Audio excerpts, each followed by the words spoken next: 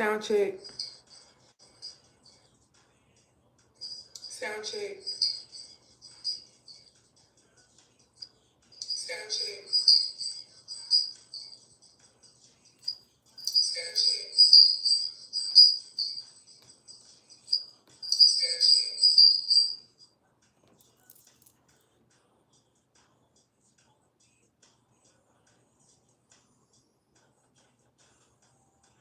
Hey, Debbie. Since I made it in, yay! You got your ticket. No, I was just playing. Hey, y'all. How y'all doing? Welcome to the channel. If you are new here, welcome back. If you are returning, this is Raw Intuitive. Some of y'all might know me as Truth Telling Tarot. Yeah, I changed my name because, baby, these readings was getting too intense and straight off the dome, okay? So we had to switch it up a little bit. Hey, Debbie from Missouri. I'm in St. Louis. I'm in here with you. My moderator is in the building. Hey, Empress. All right, just to let y'all know, we don't do no negativity in this channel.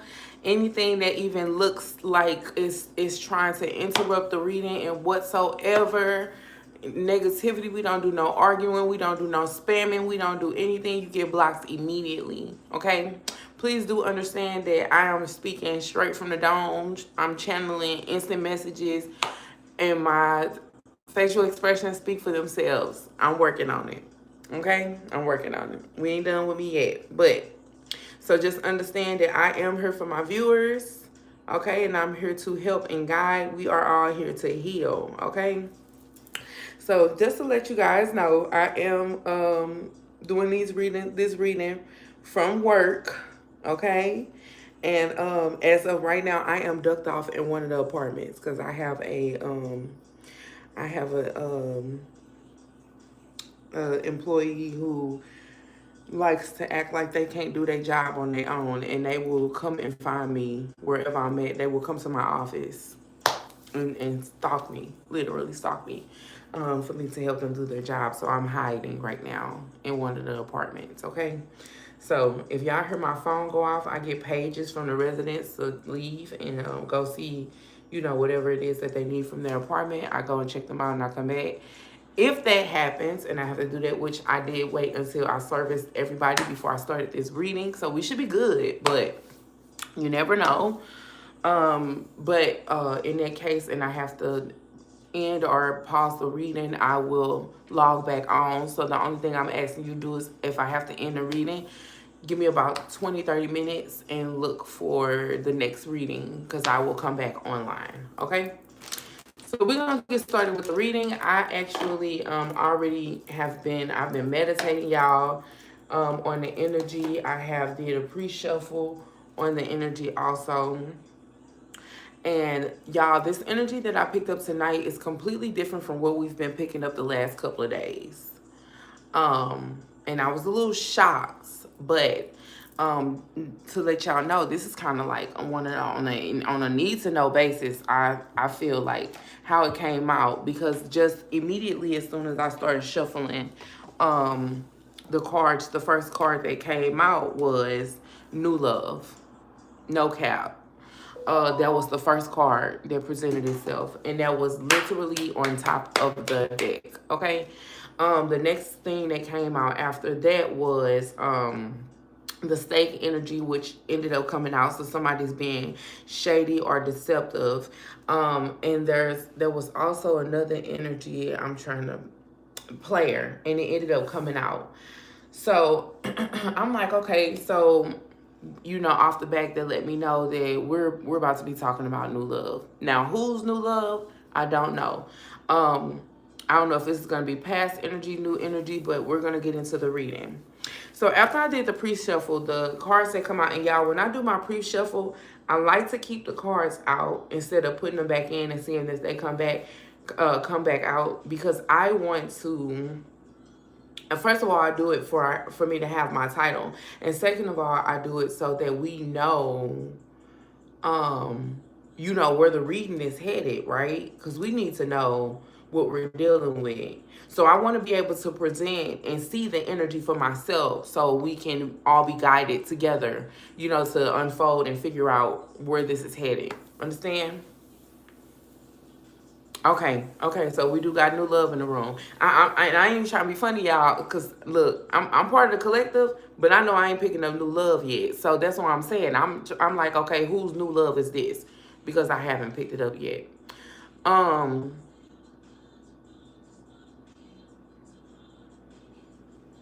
oh, okay, thanks, Empress, because you know I just, what? Okay.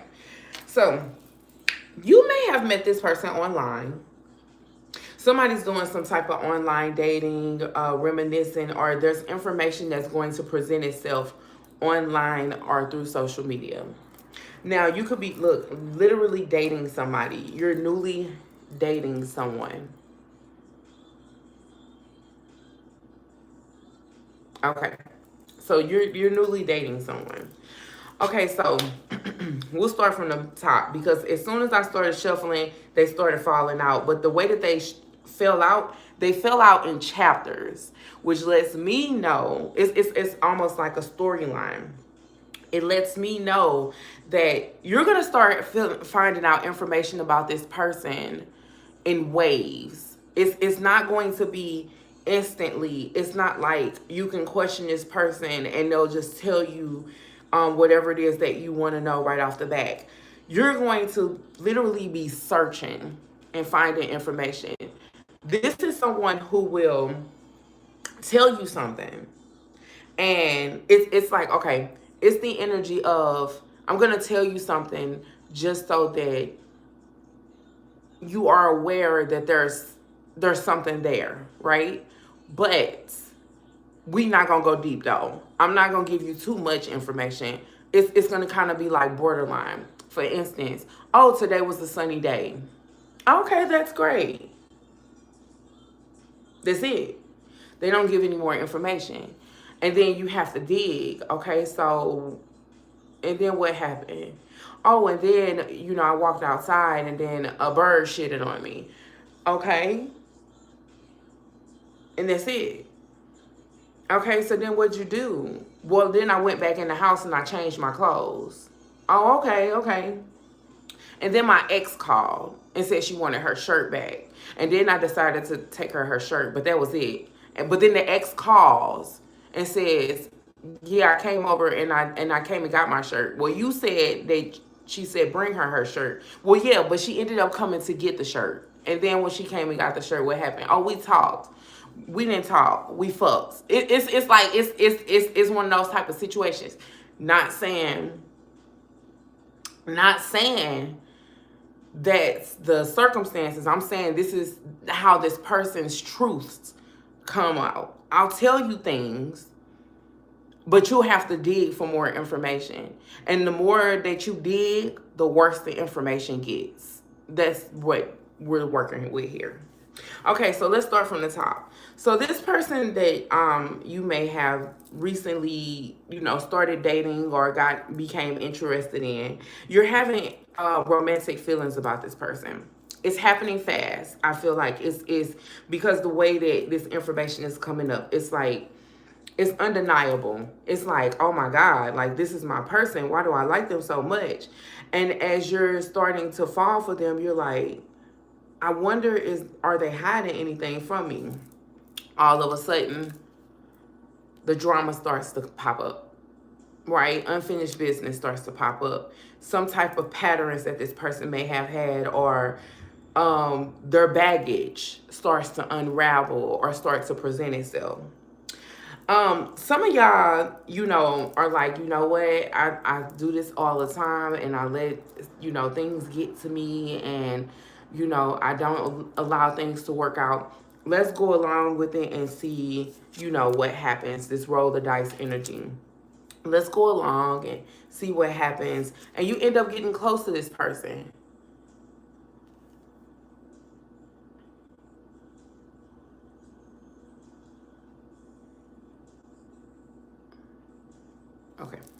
Okay, so then you may start hooking up with this person or whatever, and it turns into something casual, right off the back.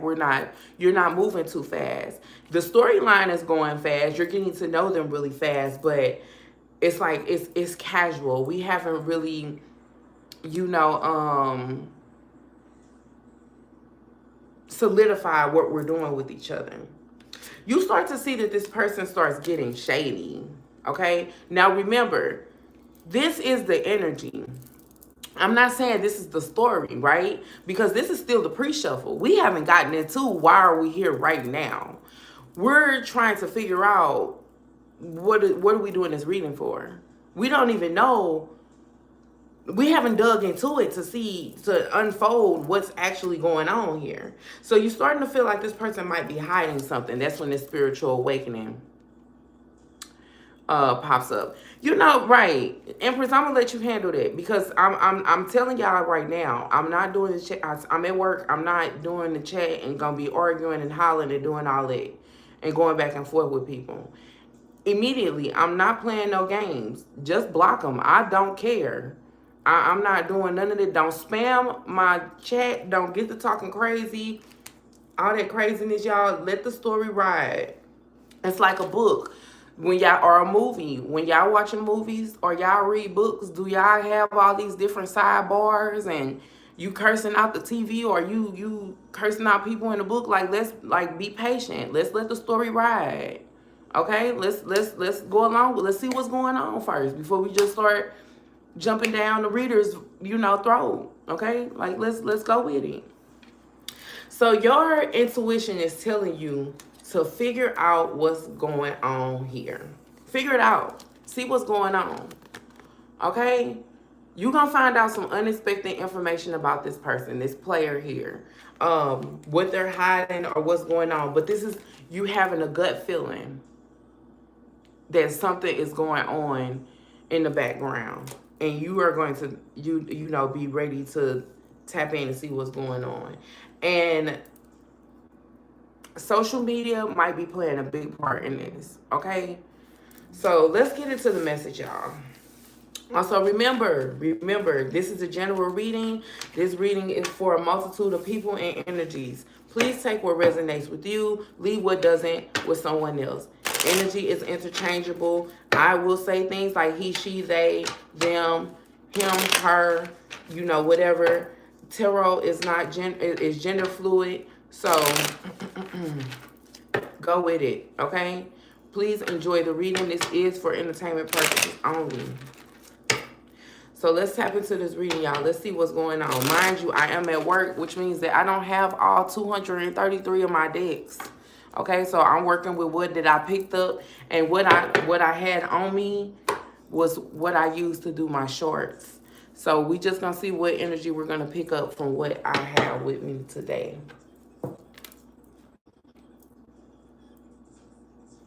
I'm making sure I got everything that I have with me, though.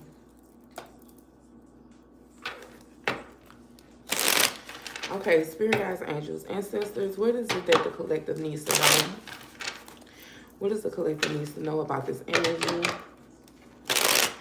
I ask that you only give us information that is of you. Please protect us with your light.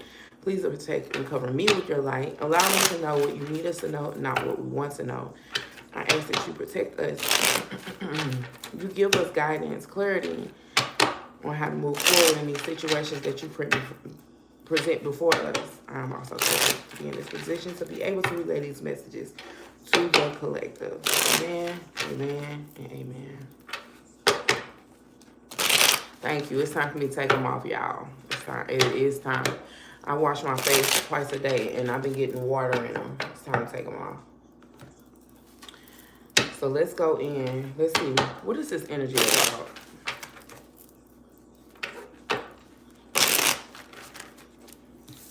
And I know I'm doing a lot of shuffling, but I just shuffled 3 decks. So y'all probably like, why is she shuffling so much? 3 different decks. Okay, here we go.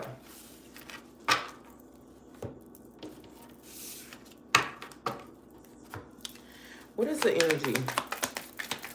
What is this energy here for the collective? Okay, so you got lucky, calm. Some of y'all could just be waiting to see what happens. There's hesitation here.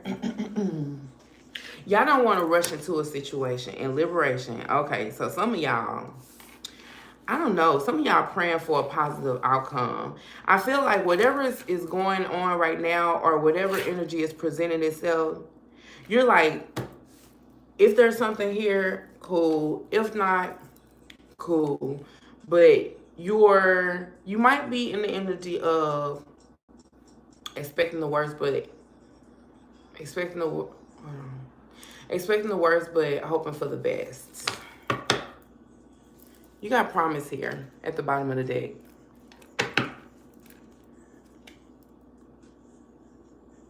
So you're trying to invest in something. Put your energy into something.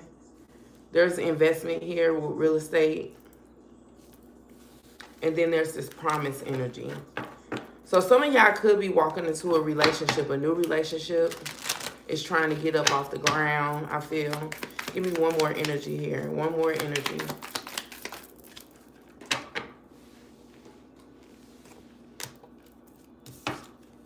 Okay. You got stress here. And it's coming out in reverse. So you might be releasing stress or attempting to release stress. You got indulgence here. So I feel like your main focus is still on yourself, regardless of what this energy is trying to present. Or what you're walking into.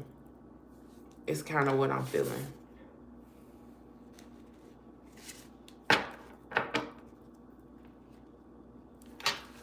Some of y'all don't want to worry yourself when it comes to this situation. Let's tap within. This is a new energy, y'all. I haven't felt this before. And I do feel completely disconnected from it. I'm going to just go ahead and be honest. But we're going to go in and see what comes out. Some of y'all could feel like there's a test of faith. Your intuition is telling you something. And you're trying to figure out if you should be,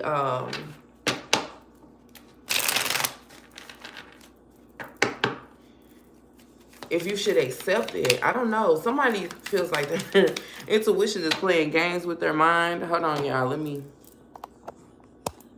It don't look bad where it is, but I don't want it to be too far away, but I don't want it to be too close either.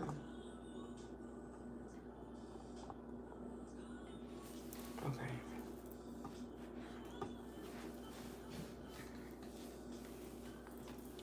So then what's weird is I just shuffled this deck.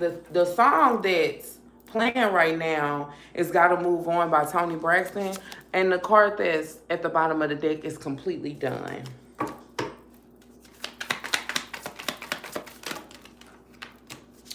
Right off the back, I feel like you guys, first of all, something new and exciting is coming in.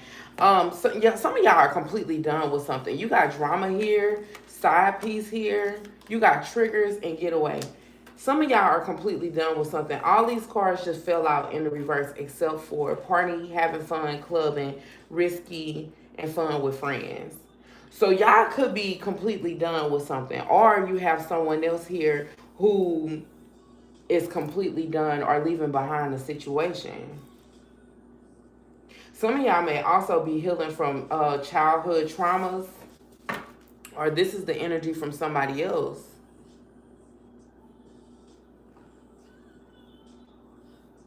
Yeah, somebody's cutting something off. That's what's losses at the bottom of the deck. Cutting off, running away, emptiness, feeling invisible. Give me more.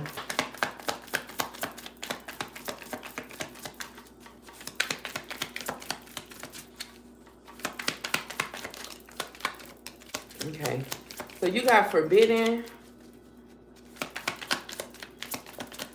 Somebody don't trust something. Forbidden love affair. Temptations. Faith is in the reverse. And memories here.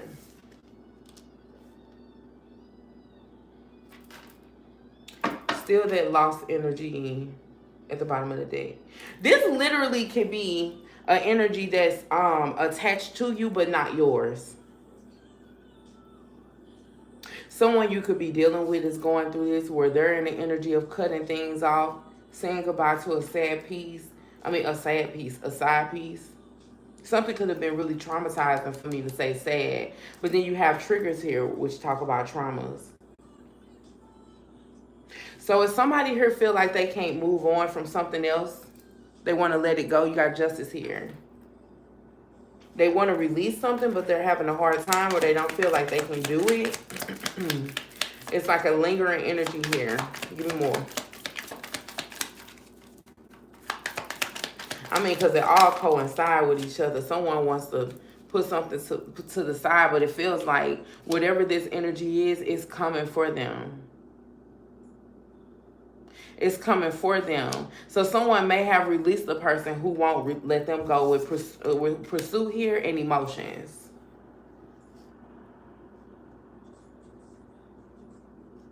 Someone doesn't trust something. They don't trust walking away from something. Take this how it feels. This could be a third party situation. I don't feel like this is past though.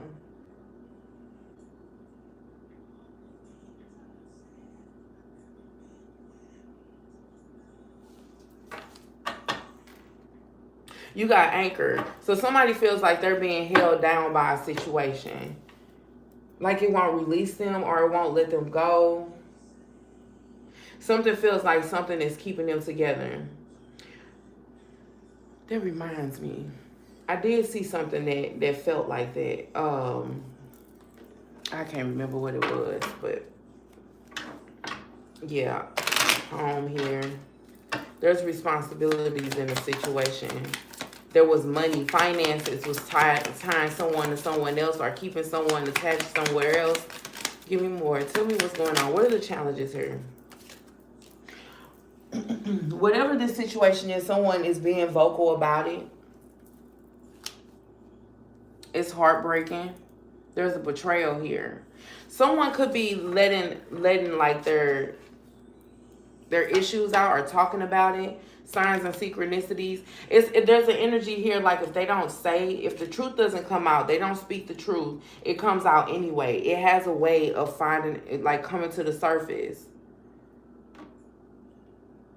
It has a way of coming out anyway. So this person can't really run from their problems. Whatever is going on here, this person can't run from their problems. The grass is greener. A better option, unhappy. They feel like they deserve better. So this is someone who feels like they're ready to release something or have to release something. Romantic feelings just came back out. This is someone who feels like they deserve something better in their life. They want to release something, get away from it.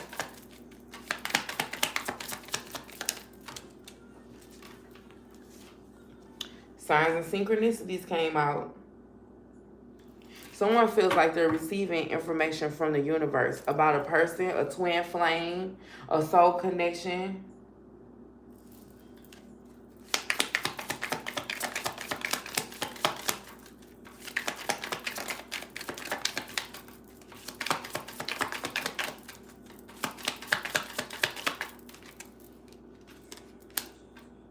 Divine intervention is here.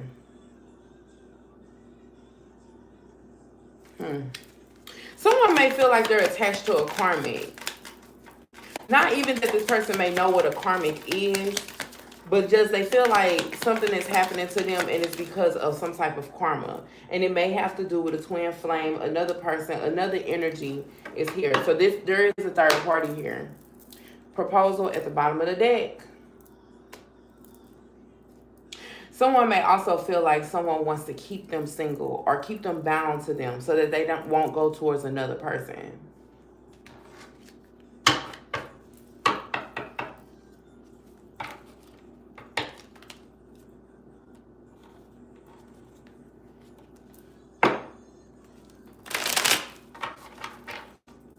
Tell me what's going on, spirit guides, angels, ancestors. What's going on in this energy? What does this energy have to do with the collective? Okay.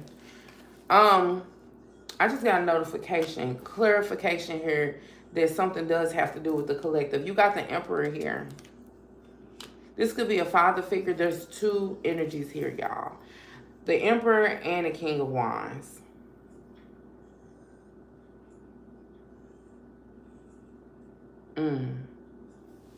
There could be two really strong masculine energies here.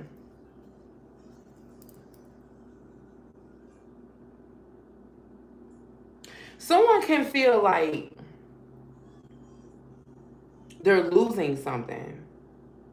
It could be losing a person, losing a relationship, losing some type of stabilization, losing their wealth. Someone could feel like they're losing their person. Give me more. Yeah. This is complete loss. You got the Three of Swords here, the Two of Swords in the reverse, and the Five of Pentacles. And the Two of Pentacles in reverse. So someone feels like in the midst of them losing a relationship or losing another person, he said losing their motherfucking mind. I feel like I'm losing my mind trying to figure out what the hell going on here. But somebody feels like they're losing their person. And they're feeling heartbroken about it. It could be, and when the first three cards came out, the first thing I said to myself is they're losing something based off of the circumstances they're creating. It's not like something's being taken away from them. They did something to lose it. Or they were doing things to lose it. Because this is like reactions to betrayal.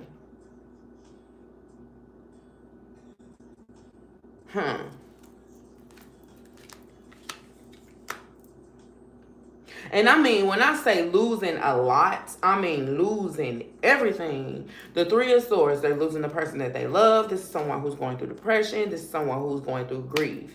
This is someone who's literally going through mental turmoil. Like they're in their head. They feel like their life is spinning. Then you have the Five of Pentacles. They could be losing a home, going through hardship. This is even them being sick, stressed out, depressed. Again. Okay, but in the Five of Pentacles, this is what they created. They could have avoided this situation if they had done the right thing. And then you have the Two of Pentacles in reverse. It's almost like I'm losing, not the Ten of Pentacles, the Two of Pentacles in reverse. I'm losing everything, and I do not know how to gain it back.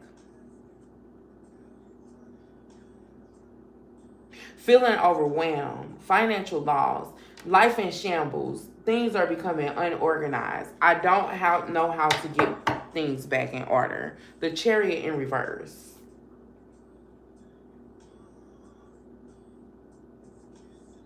How does this affect the collective?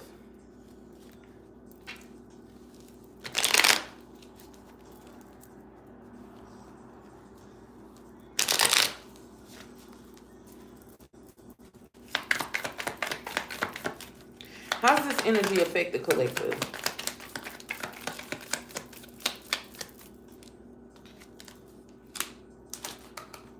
Because this is someone that you could have feelings for or still be in love with. This could literally be your soulmate. This could be someone that you're currently in union with. But it's like they're the moon in reverse.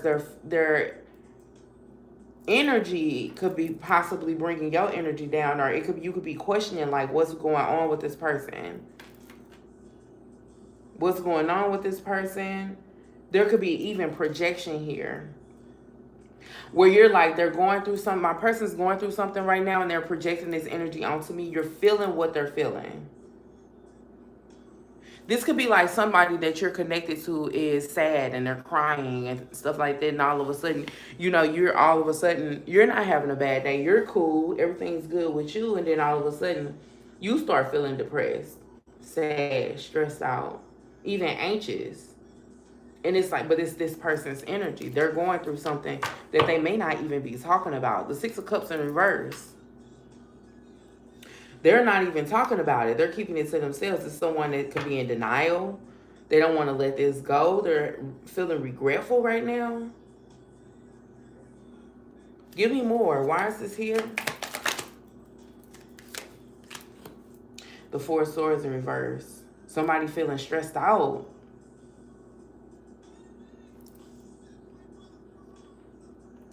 I don't know. Collective, is this your energy? Or is this someone you're attached to? This could be someone you're attached to. The Nine of Cups came out. Nine of Cups in reverse. Someone who's feeling arrogant. The King of Swords is at the bottom of the deck. Someone who's feeling very arrogant. They know it all. But their shit is fucked up. The Nine of Cups in reverse, feeling unlucky. Feeling like they're losing everything. This is someone who's lost everything. So what do they need from the collective? Spirit guides, what do you need to know? What does the collective need to know here? Why is this happening?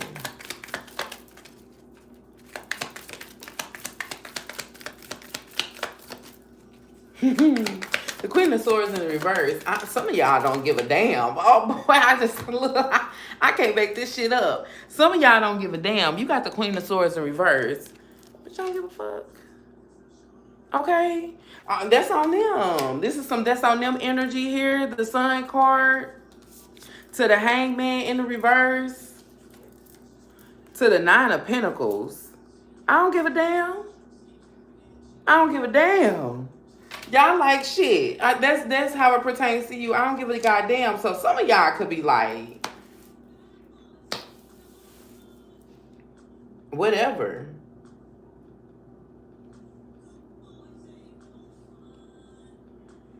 This could be an energy. It's like when you're up, they're down. They may have felt like they was up at first because maybe they felt like you was stressed, hurt, crying, feeling some type of way about something being over. And it's like, no, I never really cared because I knew that it was going to backfire or something. I knew it was going to come back on you. The Five of Swords in reverse. This is like the end of a conflict. It's like, I get what I want. You win the fight, collective. So when this person thought that they were going to win, or they thought that they were going to get over, or they thought that things were going to look good for them, it backfires. And no, they're like the universe is whooping their natural born ass. And when they look at you, what they see is somebody that's like, okay, what'd you expect to happen? The Queen of Swords in reverse. How do you expect me to react? Those doors that this person may have opened at one point, they have to walk in it. This is make your own bed energy. You made your own bed. Some of y'all may have waited with the hangman. With the hangman here, you may have waited to see how this will play out. I just heard it was long time coming, a lot of dough money, hustlers trying to dodge these cases. This could be a court case. The streets keep being waiting. So I had to go back to the basics. Straight up. Somebody waited for some shit to hit the fan, and now that it's hit the fan, it's like, this is suit and tie. This is suit and tie. Very professional. Okay. So now what? So now what for the collective? What's going on? Let's move forward. So you got the Five of Wands in reverse. I literally just sat here and said, there's resolution here.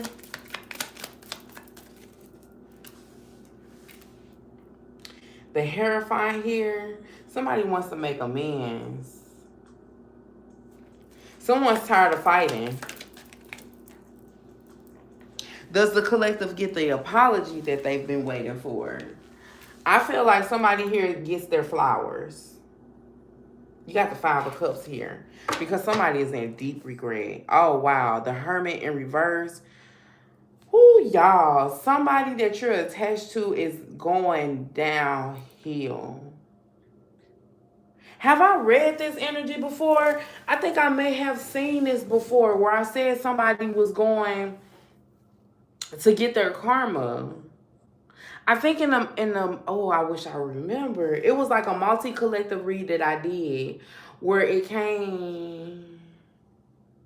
Okay, it was a multi-collective message that I did. So it was a short read. Oh wow, y'all. It was a short read, and it was like somebody was fit to get all their karma, but it was like, and I was like, oh my God, what are they going through? What are they going through? And it just kept going and kept going and kept going. It would not stop. And this person, this is a cycle.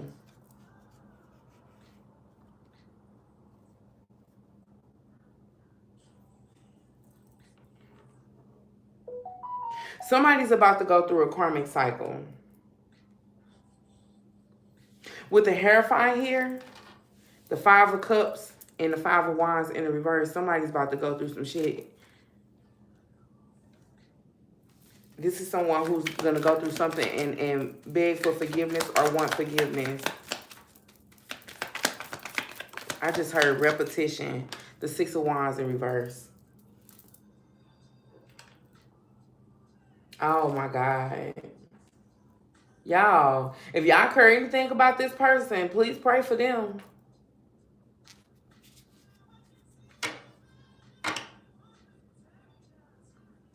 Yeah, like all my boxes fell, went under the table. The cards just slid across the whole, like everything. You got the World card here. There's justice here. Achievement, successful endings, possibilities, completion here.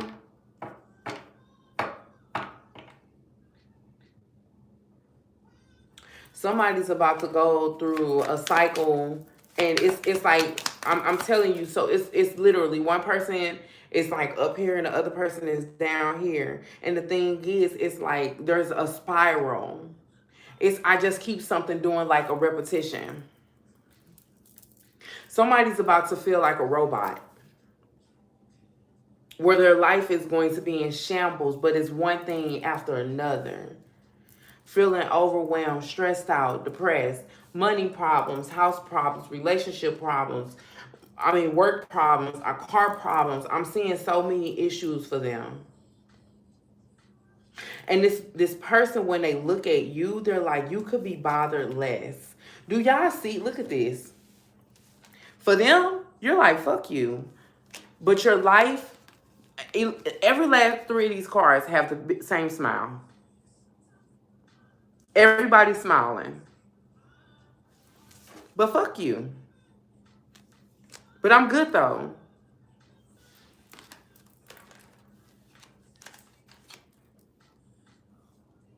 Okay. Well, simple. The Ace of Wands in reverse. Simple. You get what you put out. The same passion that you put into destroying someone else's life is the same passion you're going to get indulging in yours. You're going to get that right back. That stagnant energy.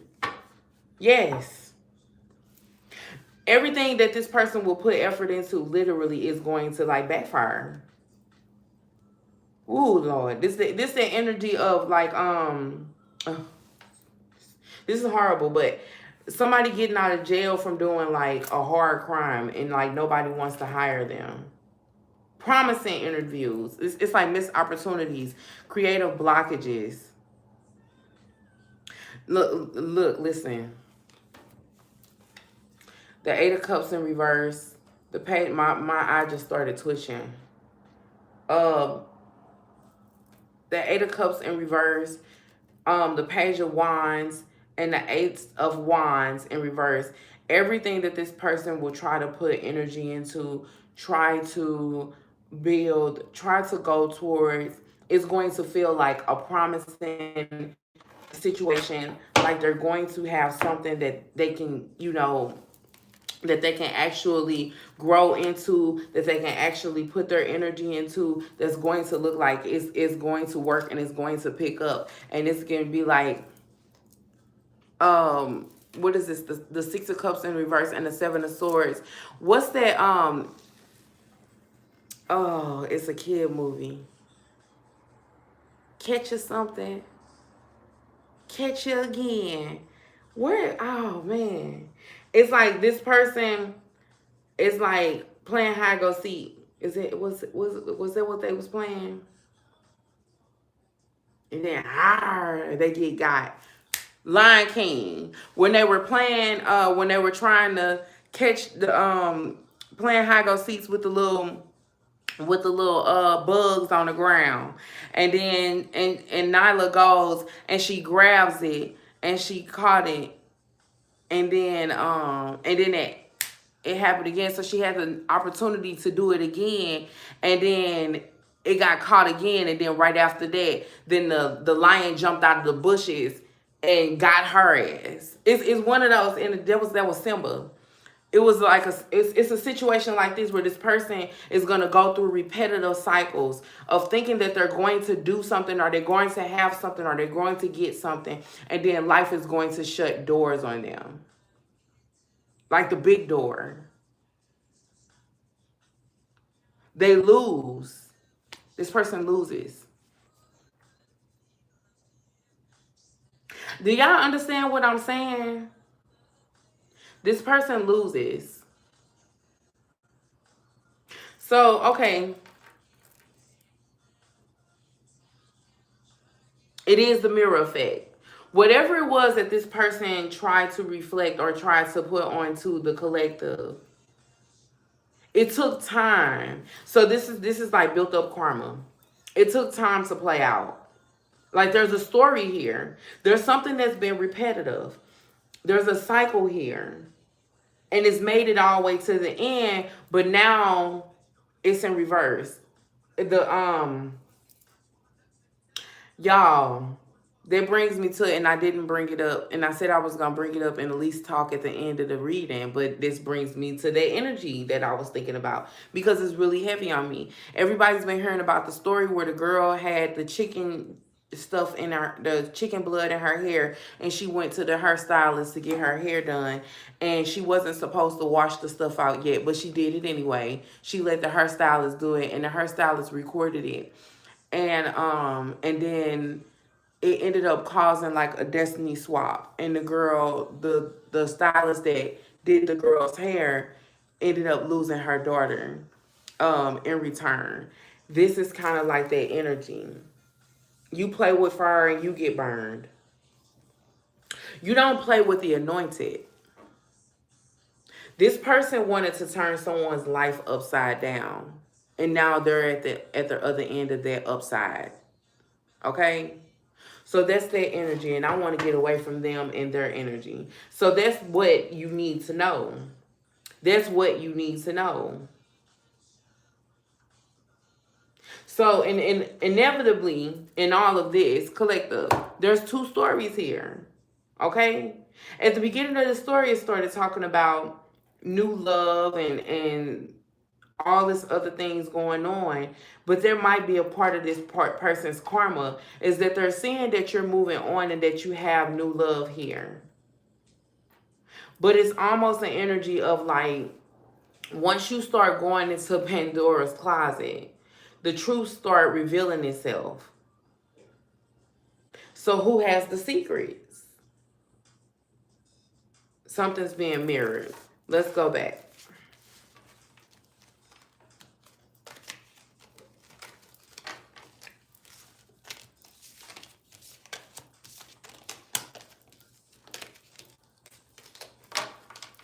Now, one thing that did just come to mind is somebody is projecting their energy onto the collective.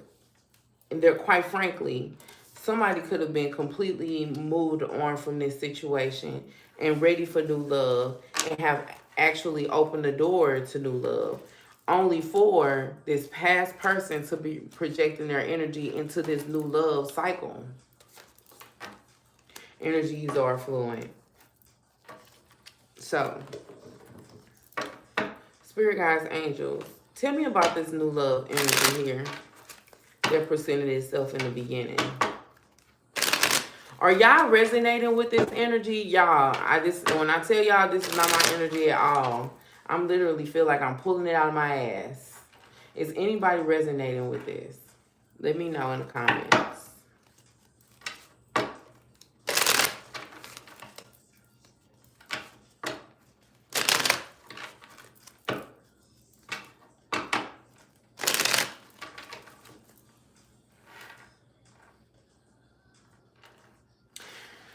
Okay, so where are we now?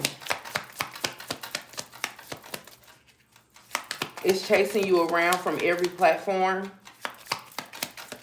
Wow, really? Okay, so there's a secret crush here and admirer. So there's definitely somebody new here. Your past person might be chasing your energy. They could be trying to get the last of what they can before you're completely gone. This is somebody who's like, don't get away too quick. I'm fucked up.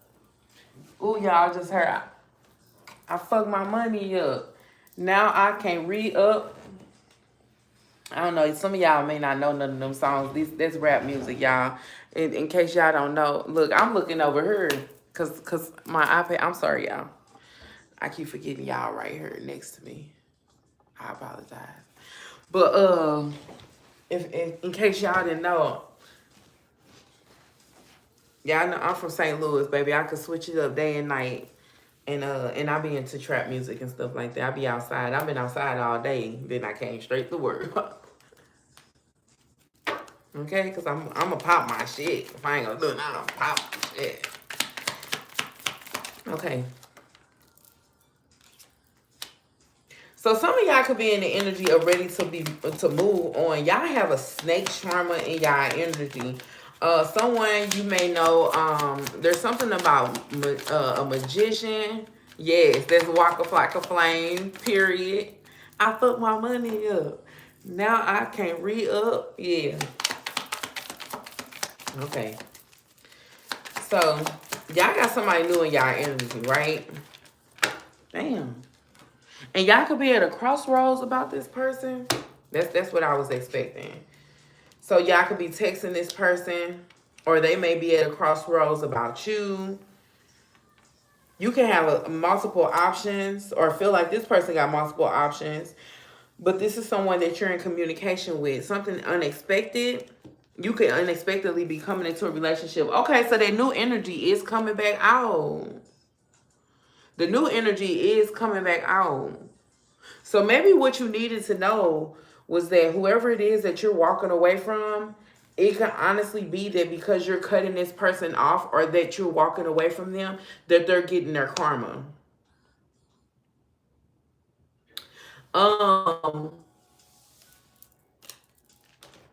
Damn. Let me, hold on. I have to look it up.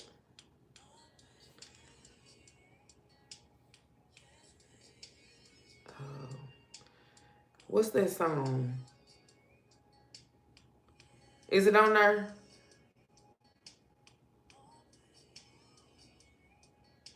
What's the,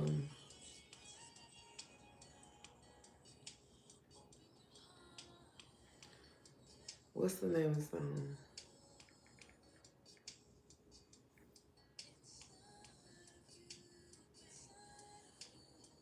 Hold on.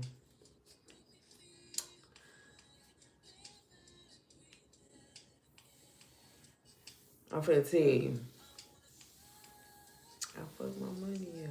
Now I can re-up.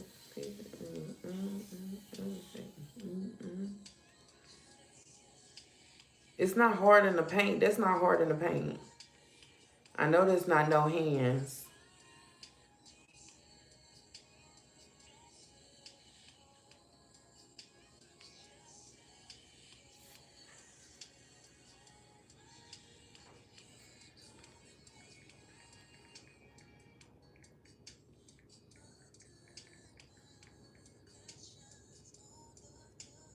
Oh, it's let's do it. Oh, okay, that's what you were saying. Yeah, it is. Let's do it. Yeah, here we go. The trap phone. Waka flame.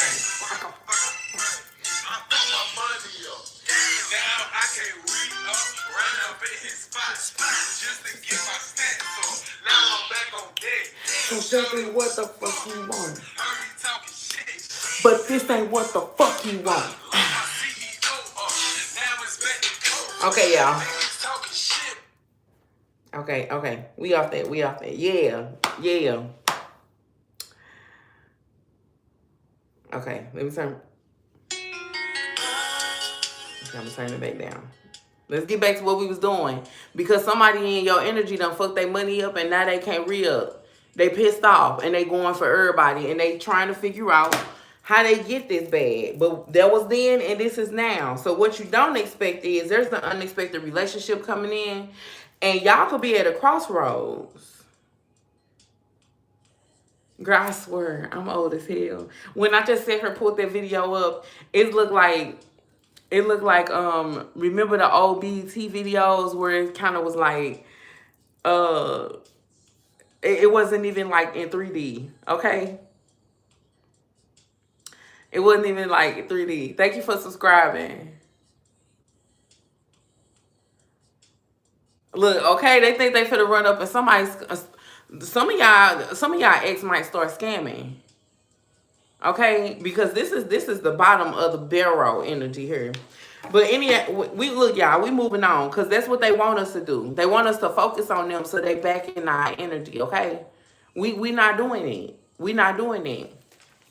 They gone. They gone. Y'all have an unexpected energy. I mean, relationship coming in. You said you 44, and look, I'm 37. Y'all have an unexpected relationship coming in. So y'all could be texting somebody. Y'all could be at a crossroads. Maybe you have multiple options here. You got a wedding here at the bottom of the deck. He a scammer. I just said somebody for to start scamming.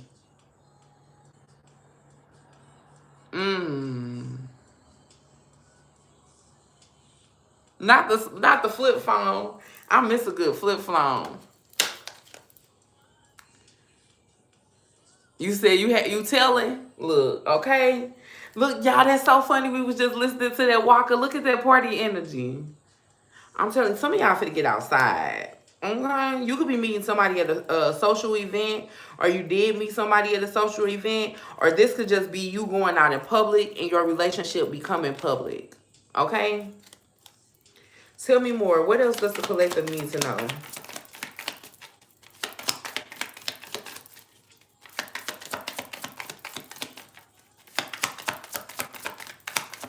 She said, and I'm telling if I have to, period.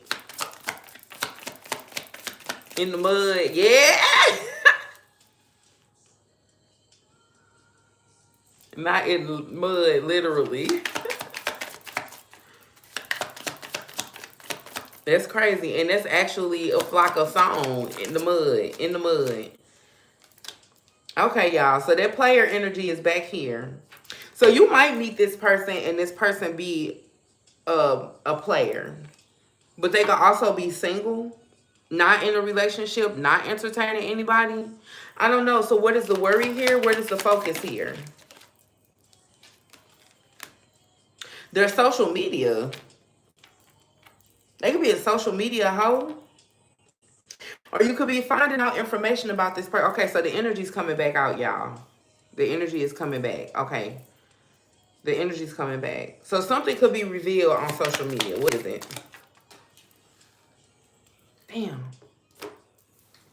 Please like the video, y'all. Hold on, I just dropped the cord. And let me get my chips, y'all.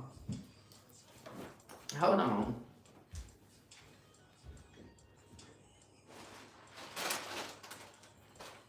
Y'all, it could be an energy here of y'all two people knowing each other. They also have friends in common. Some type of acquaintances is here.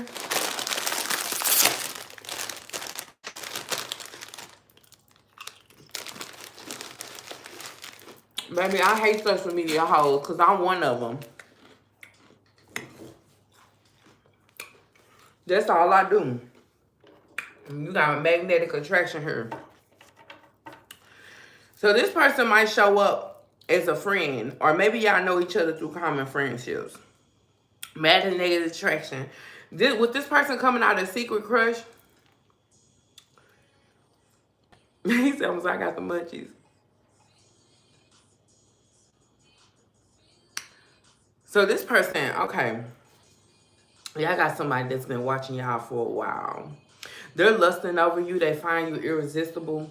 This is somebody, they could be extremely flirty, most definitely with this player energy here. They charming as hell, and I said they coming in as a snake charmer.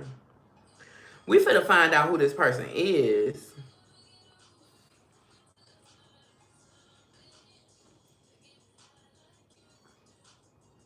Hey, Maria.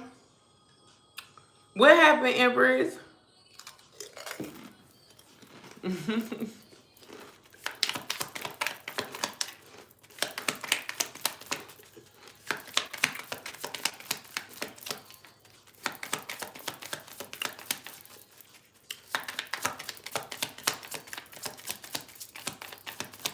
You hear me? Who is this person, Ricardo?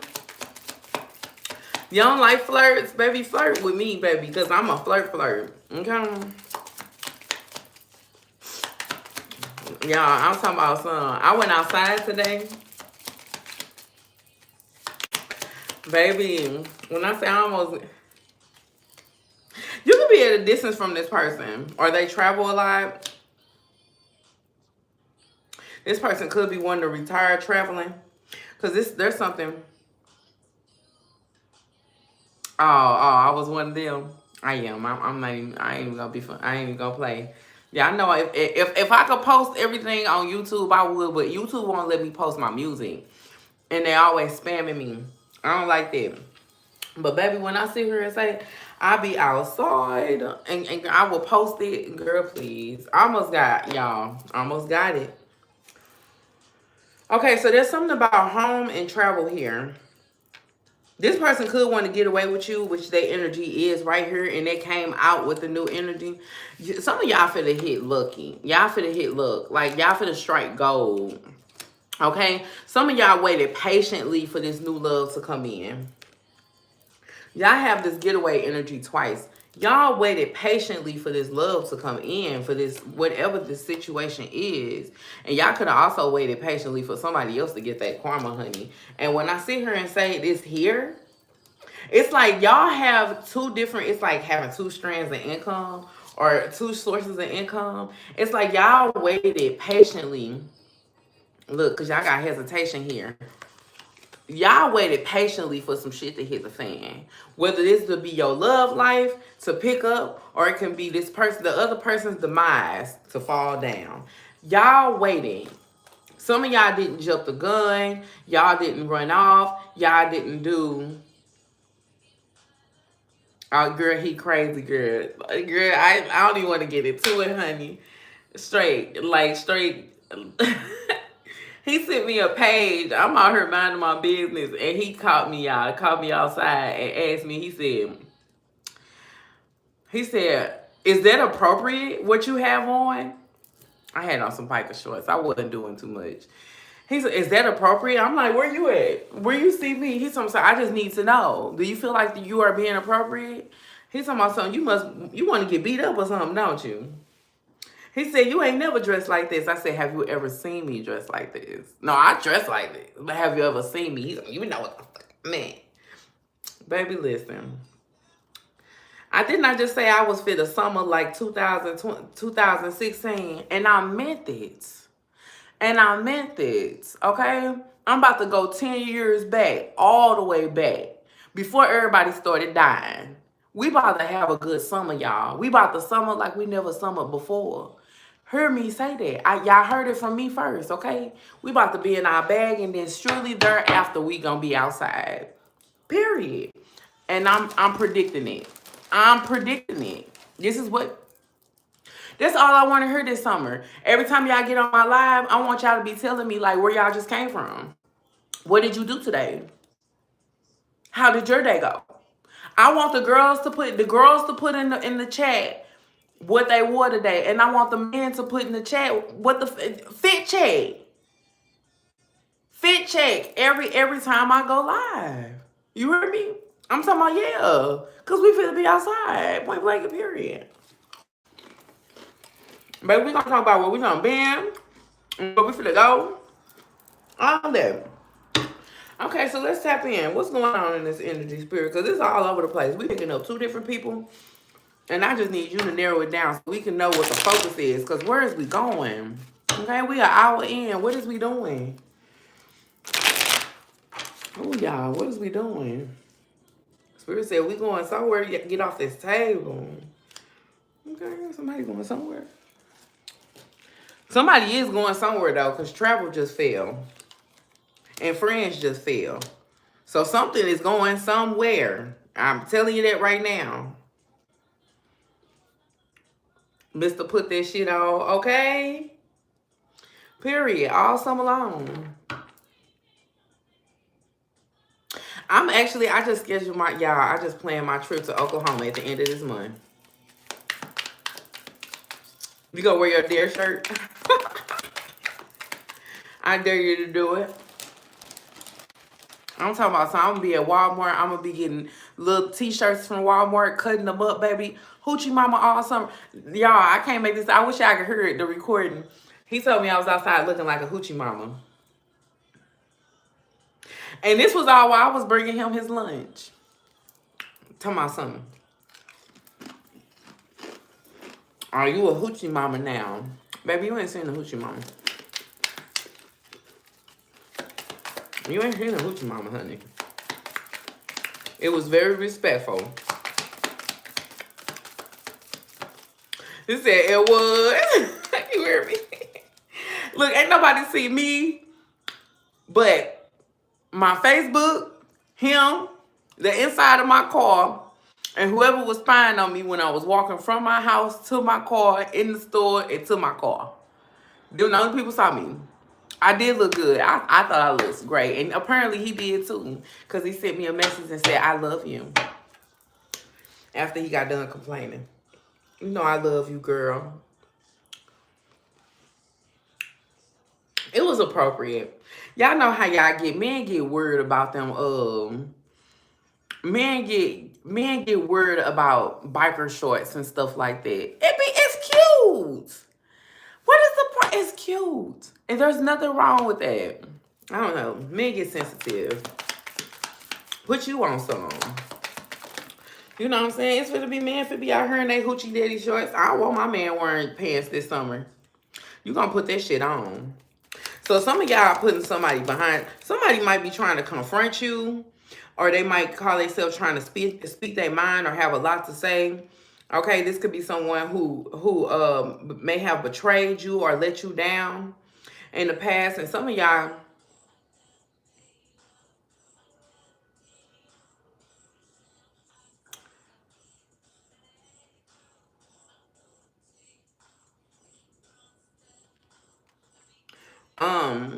so this could be someone who is,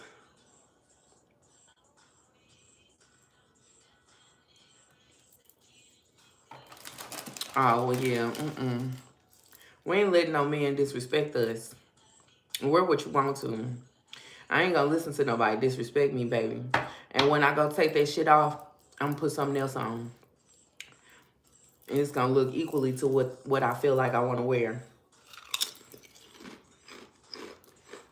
So somebody may want to talk to you, and this is someone who may have betrayed you at one point. But this is someone who's feeling extremely regretful for how they behave. This is someone who also may want to offer you some type of apology. So why does this have anything to say? Then you was messing with the wrong dudes. That's all that means. You can get blocked.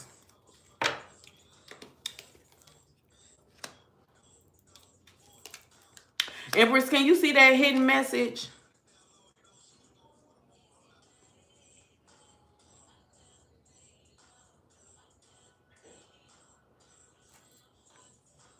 So somebody who's in deep regret and disappointed, they want to talk to you.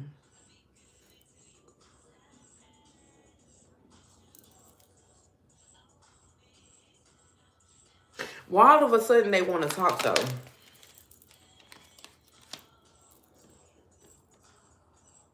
It says stuck at home, delayed plans because their life is in shambles. The Two of Wands in reverse. This is someone who doesn't want you to move on, or they're feeling like they don't want to move on. This is somebody who want to come out of conflict and make amends to you. Make amends with you. Okay, so this person is coming right back around with this bullshit. What does this have to do with new love? I want to talk about this. Look, they want to come back around because they feel to see you being happy. This is someone who sees you releasing them. And they all of a sudden want to come around and celebrate. They want to talk. This is someone who all of a sudden want to be positive and let you know how they feel. Because they see you being happy with somebody else. But I want to know, look, what I sit here and tell you, some of y'all got a King of Pentacles in y'all energy. Some of y'all, look, and y'all don't want shit to do with this other person. This Four of Cups here. No, baby. See, some of y'all gonna be telling this person you could never, ever, you don't even amount to my new girl or my new guy. The Three of Pentacles in reverse. You ain't touching shit when it comes to them.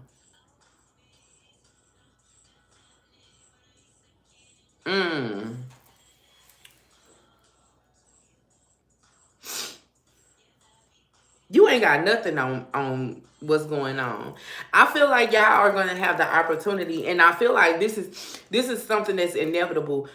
You won't even have to choose between going towards a new person and this past person. But this past person will get to see you successfully navigate towards something new. You be happy with something. Y'all, why is breakdown playing? Breakdown. Yeah. Y'all.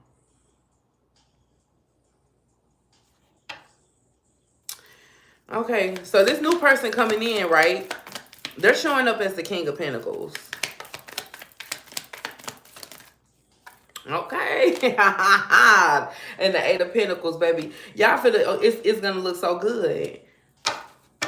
Things are going to look good for you. Yeah. And it's gonna make you feel like you literally don't have to put energy into that past person anymore. That past person keeps wanting to present themselves, and I'm saying as though, to me, when that keeps happening, it's just to mirror you to you. It's just to mirror to you, where you are, where you're going, and how far you've come. Because your future looks bright. This past person can't touch it. But they get to sit back and watch. If y'all can see this, I want to show y'all something. I want y'all to see the layout. I do. I want y'all to see the layout. Give me a second, y'all. Look at this. Look at y'all past person in the background. Back here looking stupid and dumb. Going through it. Can y'all see that? I hope y'all can see that. The past person. And then this is your new person. This is y'all new person. Where it's making this past person look like you were the worst thing that ever happened to me. That's Four of Cups. Like, why would I sit here and I put you over this and this? And you're all of this.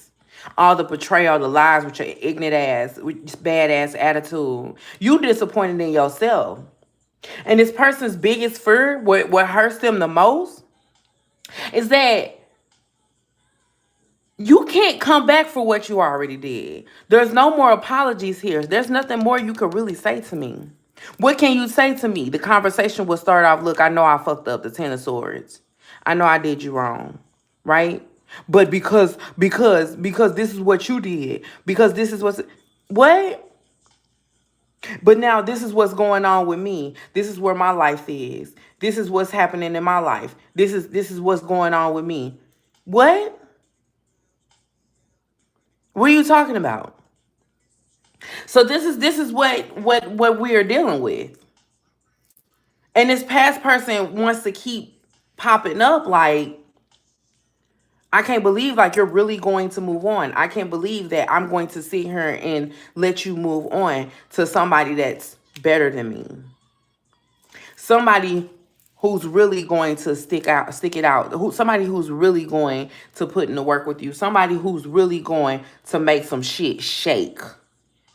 Really? Really? Yeah.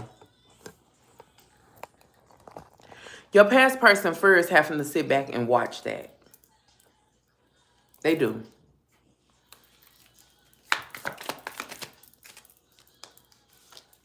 I said, didn't I say that? They fear that they have to sit back and watch that. The Knight of Wands in reverse.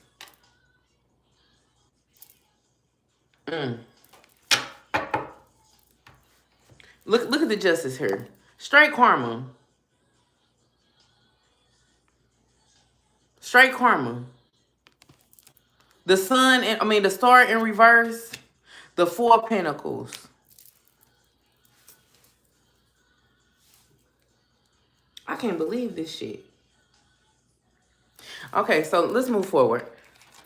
How's this energy coming towards the collective? Who's coming towards the collective? That's where we go. Who's coming towards the collective right now? In the current moment, who's coming towards the collective?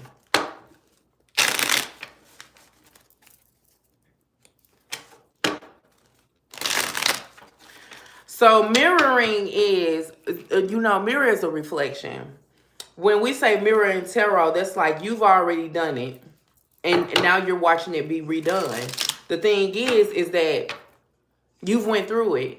So the person, your twin flame, your past person, yours, whatever, false soulmate, whatever, they get to go through what it is that you already went through. But the same way they watch you go through what they put you through, you watch them go through what they put you through. Mirroring behavior. You do as I do. We do, we're doing the same thing. The thing is that this is karmic. So now, like, you wanted to project karma into my life, which was you deceiving me, you hurting me, you beating me, you being abusive, you taking from me, you, whatever it was you did to project karma into my life, now is yours. Right? But the thing is that I went through all these things and I didn't deserve it. So now I get the good side of the karma that you projected, and you get the negative side of the karma that you projected. It's yours now. You can have it back. I'm done with it. That's basically what mirroring is. So who's coming towards the collective?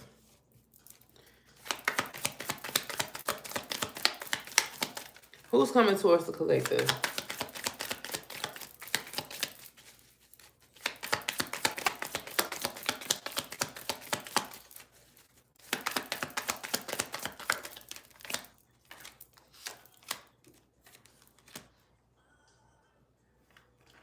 So you got somebody that's coming towards you who, like I said, who feels like they're losing everything. We got the Nine of Swords to the Two of Swords in the reverse.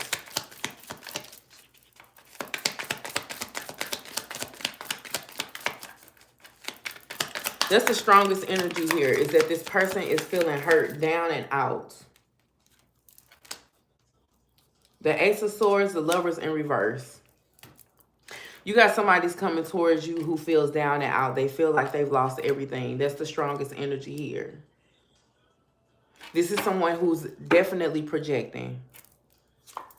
I was about to say the Lion. Strength card. Why are they coming towards the collective?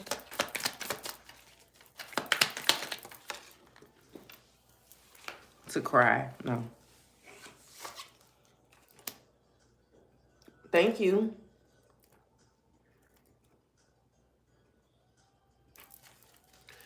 This person could just possibly be coming towards you because they know you're getting away. The Eight of Cups here. The Nine of Cups. I can't make this shit up. And the Five of Pentacles. This is someone who's literally coming towards you because they know you're getting away. And mind you, this could just be energetically. This is someone who possibly might never come towards you, but they're projecting their energy onto you. This could be somebody who's watching you from a distance and saying, oh, if I could say something to them, I want their life to go down the drain. But they never really do anything about it because, I mean, they could be blocked from coming towards you. The Empress in the reverse. Somebody's in the energy of, you can't hurt me anymore. There's nothing more you can possibly take from me. Some of y'all possibly don't even feel anything when you see pictures of this person, or when you find out things that they could be doing now, or that they could be doing in the future. It's like this is someone who spiritually attacked you so much that you feel numb to them.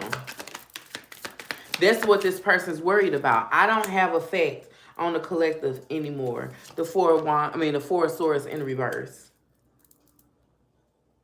My effects don't work. It hurts them more. The Three of Pentacles. Their effects that they put into this, the energy that they put into beating you down, will only affect them.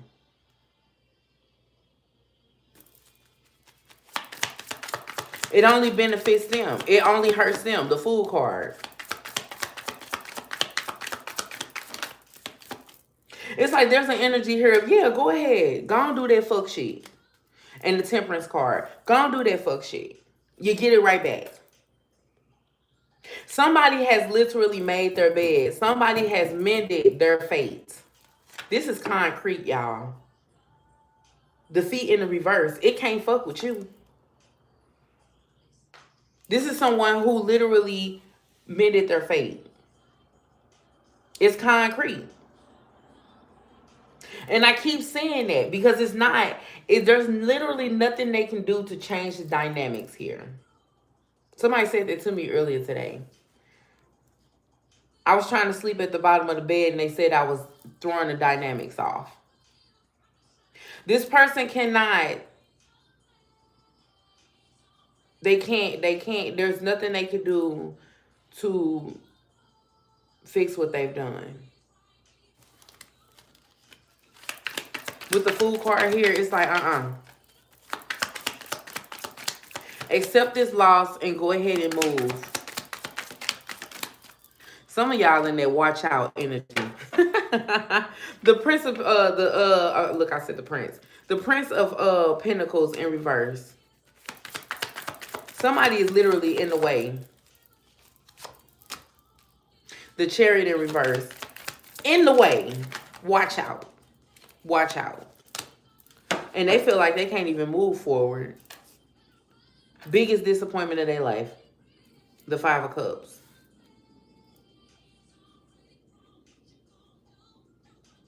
Acts like a fool. You can stop spamming. Trolling.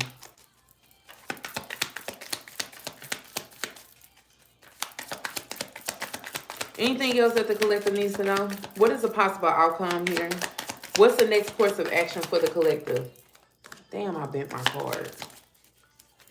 I wish I knew I was going to do a reading tonight. I mean, I knew it was a possibility that I would, but I didn't bring my regular degular.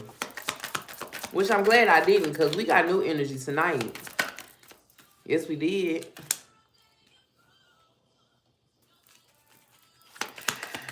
The energy that this person got bad luck, y'all. Y'all got luxury in the reverse. The Star in the reverse. Oh, my God. And the Strength card. This is somebody who's still trying to hold it together. This is the possible action and outcome. The Five of Swords in the reverse. Look. And the Ten of Swords here. Spirit said run. Run. Do you see run at the bottom of the deck? This person's going through some shit that they can't take back. They cannot change the dynamics. And that's what I keep getting. And there's this energy of you're going to reap what you sow, whether you want to or not. The Five of Swords in the reverse to the Ten of Swords. You're going to reap what you sow, whether you want to or not. And the crazy part about it is, when I see defeat in the reverse, the first thing I think to myself is, this is not to make you, this is not to harm you. This is actually to make you stronger, which lets me know that all of this is projection. Whatever it was that you put out into the universe is yours. You can have it. Get it. It's yours. You can have it, right? Somebody else had to be strong. The strength card. Somebody else had to be strong enough to deal with what you did to them. How you wanted to hurt them. How you wanted to break them down. Somebody else had to have the same strength that I need you to have. This is the spirit speaking. I need you to have the same strength that my baby had when they had to deal with you. You need to be as strong as them. I'm going to make a believe out of your ass. Somebody getting that shit back. The Star card in the reverse and the Four of Cups in the reverse. You getting that shit back. You about to have to, the spirit guys are saying, you didn't take the opportunity to fix yourself, to work on this. Somebody dragged this out for a long time. Look at the Three of Swords here.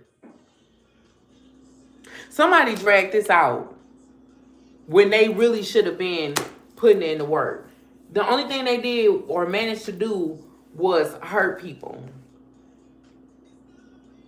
3 years. Only thing they managed to do was hurt people. Take from people. Abuse them. Use them. It's like, now it's yours. You can do it. Y'all remember on Waterboy? This is reminding me. Y'all remember on Waterboy when he was like, you can do it. Somebody's spirit guy saying, I'm going to make a believe out of you. We finna show you fat meat greasy. I just heard this person knew to stop. They knew when too much was too much. But the thing is, they kept doing it. Why did they want to keep hurting people? What is, look at the anger. Look at spirit talking. Look at revenge. Oh my God. It's the same pain that you inflicted on somebody else. You about to, baby, it's yours now. It's yours now. You earned it.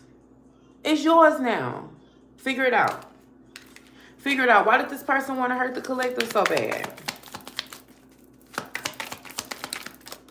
It's hurt because it was ugly. The Nine of Pentacles in reverse. When they was codependent. This because somebody did it to them. The Queen of Swords and the Nine of Pentacles in reverse.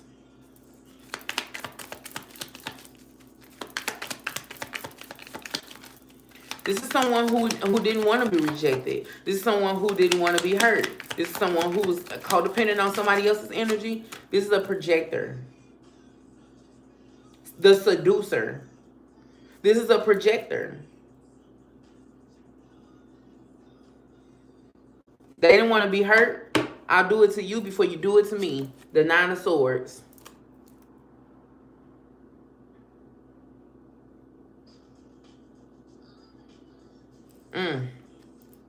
It ain't do nothing. It ain't do nothing but look at the truth here. This is where we stop. This is where we end. This is where we are. This is where this person lands. What they say, you got to make your bed and lay in it. Roll over till you find a soft spot. This person is at the Four of Swords. They don't want to fight no more. But little do they know, wherever they land is where they're going to have to pick all of this up. Because it's theirs now. This person signed a contract to their own demise. There is nothing you can do about that. Most definitely when the spirits get involved, baby, you done took it too far. Somebody got moved out the way.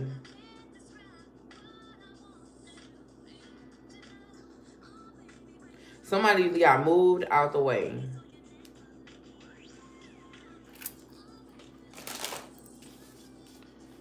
So, that's the reading, y'all. And I hope it helped. Because, baby, this was all over the place.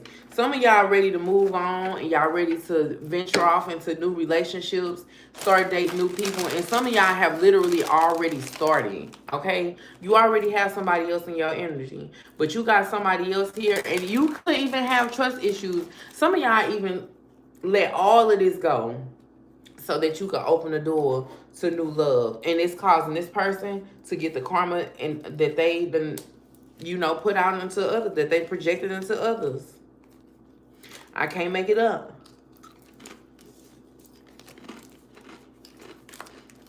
I heard this person don't even got nobody in their life. Oh, Lord. They ain't got nobody to sit with them through this karma. No, nobody want to be bothered. Somebody's having to deal with all of this on their own. Somebody could literally be losing their mind, y'all. And I see y'all moving on. You got promise here. Real estate. And stress in reverse. Y'all getting away from this. Things that was sent y'all way meant to hurt y'all or bring y'all down or cause conflict in y'all life, those are no longer y'all problems. And y'all gonna see it. And y'all may see something on social media too. I did see that social media card a lot tonight.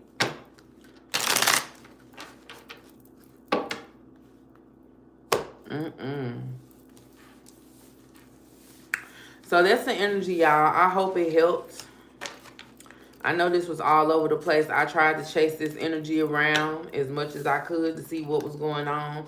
But like I told y'all, sometimes I be right in the midst of the collective and sometimes I'm not. So I just be like, ooh, you know? But you will know if this is your story and if this is not your story. I just hope I was able to help y'all find it. Well, that's what you said. Y'all, today I've been doing some research. So, for those that don't know, I am legally binded to another individual. And as of right now, we're currently living in separate homes. And over the last couple of weeks, I mean, I've been knowing this, but I've never got to witness it. But I've known that my partner has DID, and that is like multiple person, I mean, identity disorder. It's multiple identity disorder. And he told me, I've been knowing him for 5 years, on and off. We would date it. But he told me, but back when we had the discussion, he was medicated. He's no longer medicated.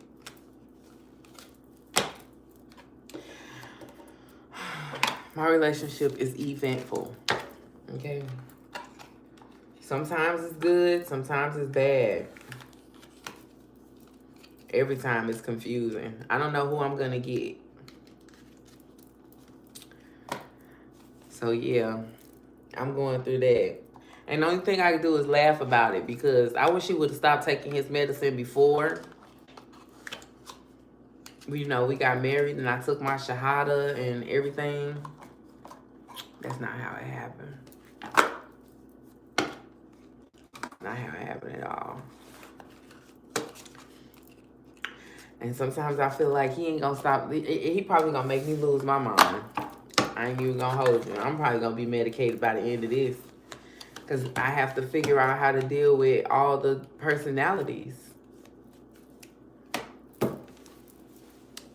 So that's what I've been going through, y'all. I be just in my car just laughing. Sometimes I listen to his messages because he's like, I mean, he's a sweetheart. He is. And I really care about him a lot, but God damn. We get to spend a lot of time apart, though. Sometimes we be needing that break.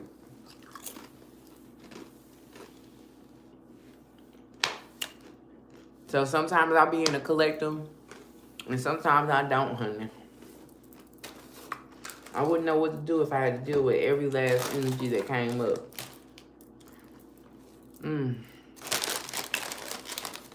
Okay, so yeah, back to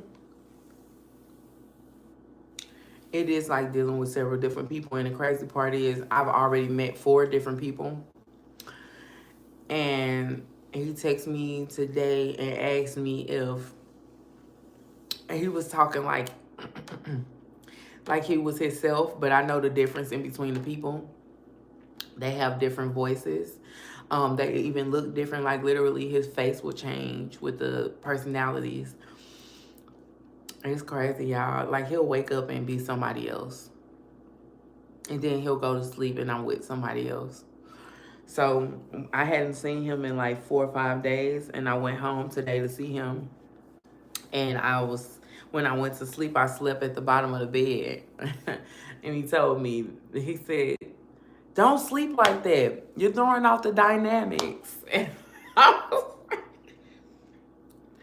And I looked at Dad in the face. I said, who the fuck am I sleeping with? Just so we clear. And then I make it to work, and then he asked me, did I see Leroy today? And I'm like, no, Leroy did not show up today. He said, so who was with you? I was like, Carl was there. And he was like, that's crazy.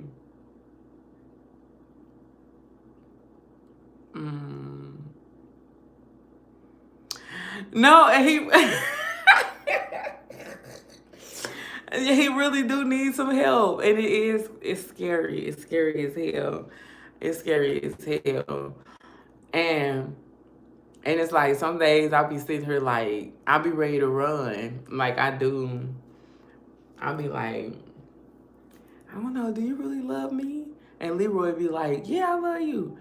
But that nigga Carl be like, I'll skin your ass from the top to the bottom.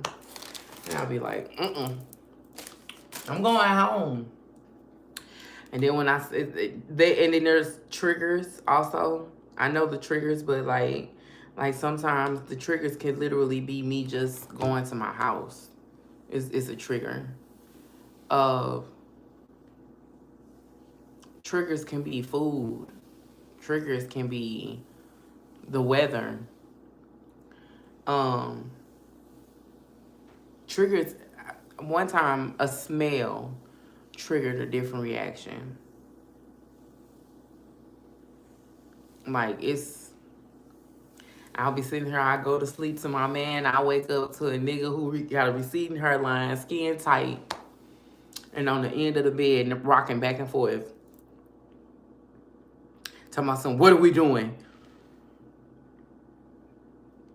You should have asked me that before I married your crazy ass.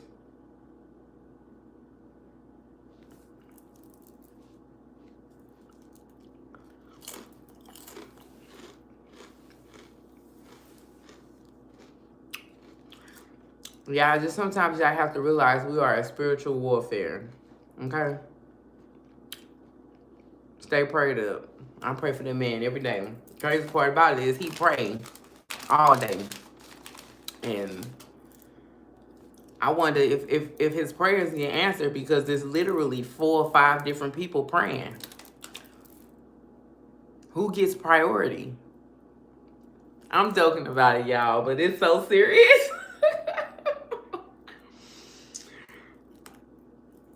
Sometimes it'd be funny because one of the personalities bought a robe and walk around like he a rich man. One of the personalities act like a straight crackhead from Brooklyn.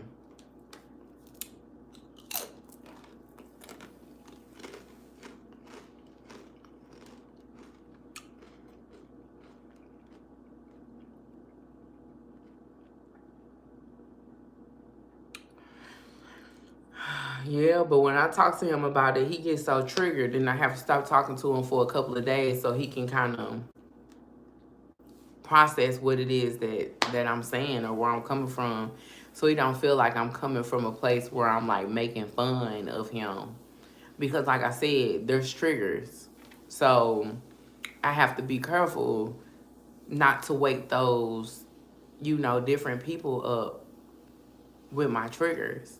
one of his personalities is somebody that's like young, immature, almost like 16 years old, 16, 17 years old. Um, and then he got an old man too. And you got somebody that's mature. Um, and the crazy part, he's so wise. Like he's like a godfather. It's crazy. I'll be like, who the fuck am I dealing with? I'm just glad he's not like where he wants to like live in my house and stuff like that. I mean, it's got to happen one day. We're actually in the process of talking about buying a house. But he says when we move, he wants his own room. He needs his own space. And I agree. Because, baby, I don't know what you're going to do when I lock your ass out of my room. You said his past life? Maybe his past life is going to follow him to the future.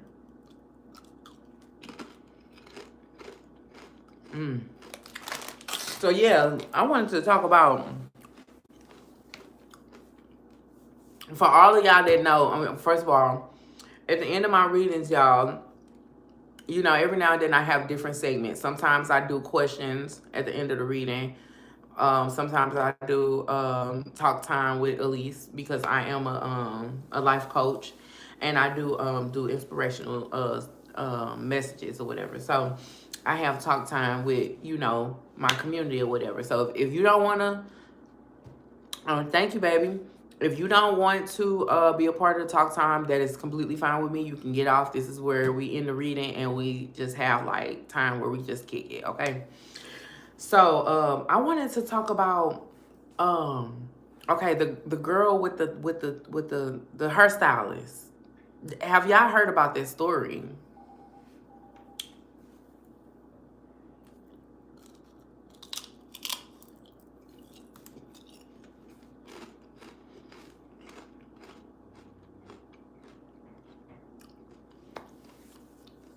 So when I was reading, because I kind of seen it on, I follow a lot of spiritual people on social media, on Facebook and things like that, and they were talking about it today. How the girl went and she got her hair done. She wanted her hair done for, she just wanted to take a picture for her passport photo. She just wanted a new picture. She wanted her hair done.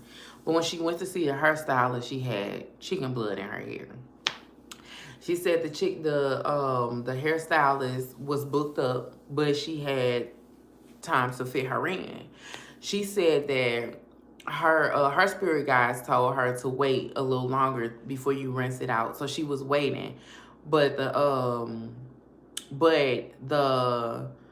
hairstylist was like, "Come on, no, just come in." And she wanted to use the chicken blood hair washing, whatever, for content. And so she recorded the whole thing, took pictures of everything, recorded it. So, you know, and I mean, don't get me wrong now, she laid that girl hair out, baby. Kudos to her for that, because she did her big one. But I mean, I'm still a little shooken by it. I'm very much shooken up by the situation, because I'm like, what the hell? But she said, right after, you know, she did her hair and everything, the exact next day, her own child passed away. And she was like, what the fuck? Like, I cannot believe this happened to me. And she immediately felt like she knew exactly where it came from. Now, the girl whose hair she washed did comment on the content, and she apologized. She said, I did not know, you know, that would happen. But I mean, they did like it was like a whole video behind it. So she expressed to her, like, why am I doing this? And what am I doing it for? And everything. She told her, this is what I'm doing. You know what I'm saying? This is like a ritual, you know, whatever. But a lot of times, which I've expressed before in my videos, a lot of times we don't know why we're being guided to do what it is that we're doing. You know, there's no textbook. I mean, some people probably got spell books or something, but there's no textbook that says, hey, this is exactly why you don't do this, or you do this, or why you can't do this, or why you can't do this. You know what I'm saying? And so she said she just listened to her guides, and they told her not to rinse it out. And the girl wanted to rinse it out for her. And she allowed it, and that's what happened. She said, but I told her. And she said, now, this could have very much have been, common sense. Because why would I want to touch chicken like bitches, you crazy? First of all, even if it's simple as, okay, if you pulled up on me and you had paint in your hair, first of all, unless you necessarily needed help to get paint out of your hair that accidentally got put in your hair for whatever reason or another, I wouldn't be touching it. You should have rinsed your hair before you got to me. I could give you a professional wash, but you ain't gonna pre-wash that shit. Not only that, but she put the chicken blood in her hair and then expressed why the chicken blood was in her hair. So it was already context behind this. I wouldn't have touched it. But at the same time, some of y'all may know, as far as my background, what I do, things like that, because some of y'all, are part of my community. And I always express to y'all, what I do online, I do energy readings. I don't even call it tarot no more. My name used to be Truth Telling Tarot. But I stopped calling it that because in reality, we're not supposed to be doing tarot, right? But at the same time, I'm reading energy. And I'm not persuaded. Anybody understand this all the time.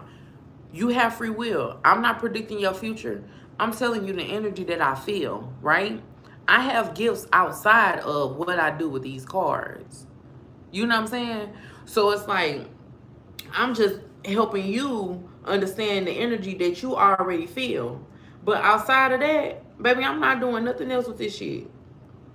People ask me all the time, do I do healing rituals or spells, or can I guide them, doing rituals or, cleansing themselves and things like that. And I always tell them, even when it comes down to people ask me, do I mediate? I don't. I'm not a medium, and I will not. Okay, I won't even. Back when my own ancestors, my children's father, my grandmother, my grandpa, when they try to reach me from the spirit realm, allow my spirits to speak to me. My grandparents, I will not saw them out. I don't go looking for them. They can come find me. They can come here and find me. But I will not go to another, universe or another world to reach them.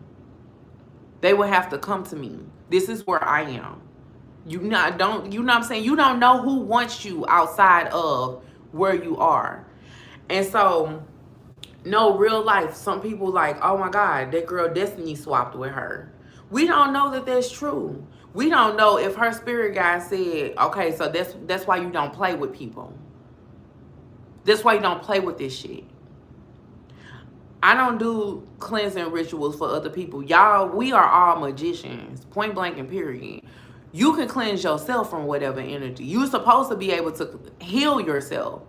When people get on here and they be like, oh, he needs to heal, or she needs to heal, or they need to do this, or they need to do that.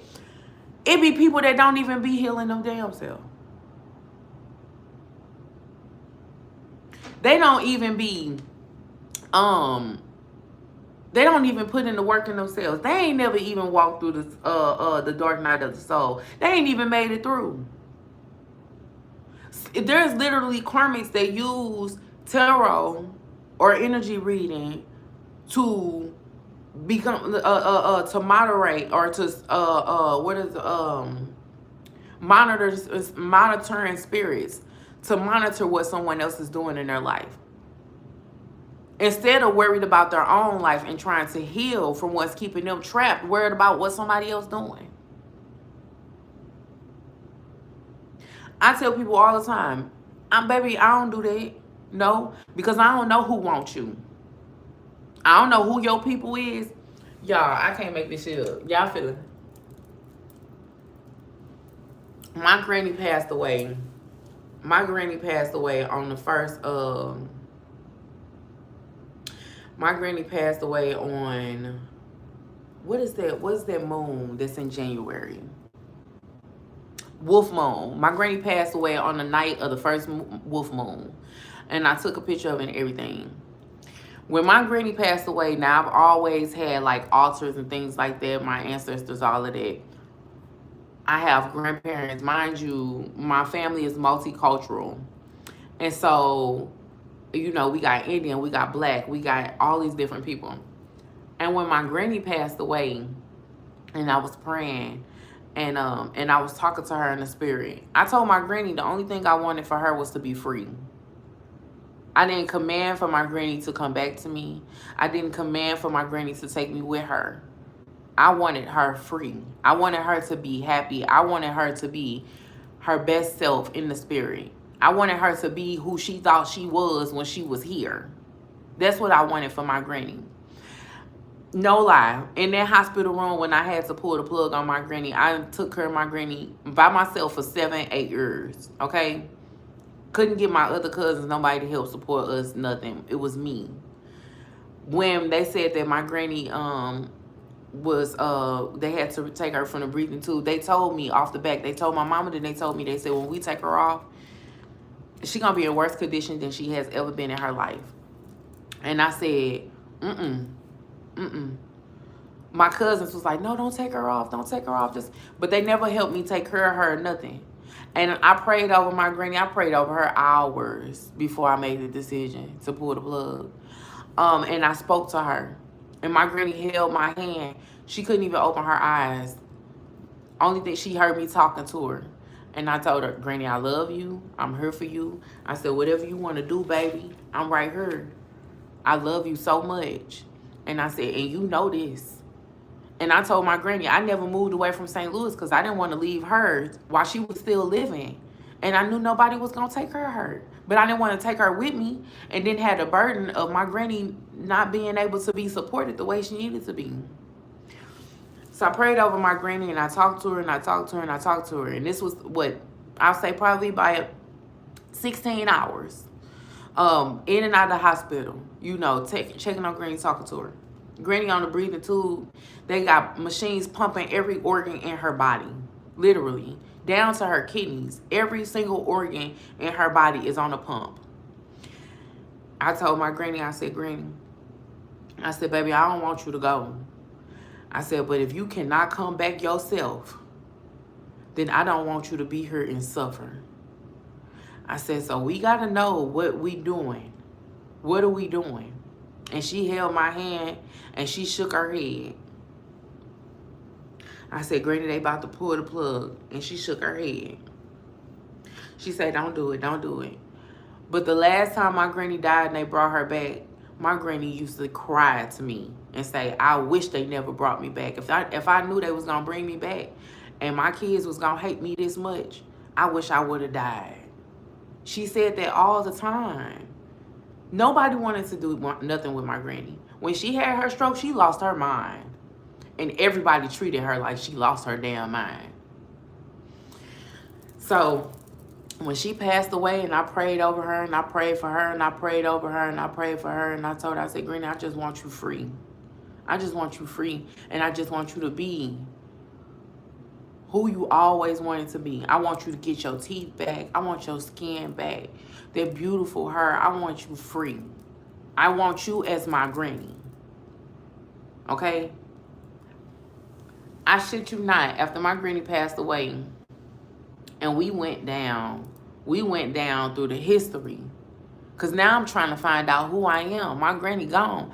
And my granny, baby, my granny used to lie. They used to call my granny Dr. Feelgood. My granny had a degree and a PhD in whoever she wanted to be. At one point, she was a nurse. She was a doctor. She was a teacher. She was a secretary. She could write proposals. She did all these things. and had no degree behind it, no paperwork behind it. She had 56 jobs and career settings, could go anywhere she wanted to go. And nobody knew who the fuck she was. She was the type of person where they be like, you know, you how you apply for a job, but you fake it till you make it. That was her. She applied for the job she ain't never did before, and they would hire her, and she pretend like she was the boss. Okay, come in entry level, but she ran the show. Okay, that was Granny. So I went down the hole trying to find out who I was, right? Because Granny could never tell me. My Granny was like a poodle. Not a poodle. She was like a Shih Tzu or something. She was mixed with anything. Nobody really knew. Baby, I used to pray to my Granny every day, just talk to her. I go into my office and I have a eulogy. I have a huge, like, on my altar, she everywhere. My entire room, all my Granny, my auntie, her auntie, my grandpas, my aunts, her sister, everybody right here in my living room, and I'm praying to them every single day. And they protected me and they guided me. I don't see failure. My Granny's right there with me all the time. My family, they're with me. But I'm praying to her and I'm praying to her and I'm praying to her and I'm praying to her. And I visited one of my great Granny, and we was talking about her and this and that. And we going down the pipeline. And one of my kids asked my Granny, and he said, so Granny, so we mix, right? I mean, like, we Indian? Because my great Granny is, she's Indian, Black Eastern Indian. She taught us that our entire life that we was Indian. We going down the line trying to figure out who we are. And my Granny sat here and told my kids we was white.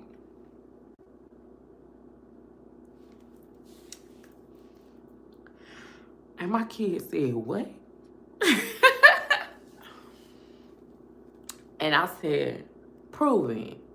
And she got to pulling out photos and stuff. Down the pipeline, my great Granny, her mama's mama were white women. My great Granny is mixed with Indian and white. And then she married a black man, and then she had mixed kids. And I said, what? I said, this whole time we've been white. And my mama looked over and she said, and every time you take your black ass in their living room and you pray to them people, they probably be sitting there like, and here come this nigga child praying to us again. When I say I fell out, I fell out. But it all made sense. It all made sense. It's like, and my family come from wealth. My great Granny, to this day, still got all her money. My Aunt Thelma was a madam. And she ran a brothel that started off as an orphan's home for young girls with babies and turned them out into prostitution. And they was all hoeing. She done hoed 94 women. And it started with her because she was a runaway. And as a white woman, they didn't want her to have no kids because she liked black men. And they raped her so that she couldn't have kids. And so she started orphan. And baby, selling coochie in the South. And she had money for days. My Aunt Thelma, when she passed away, baby, she was blind as a bat.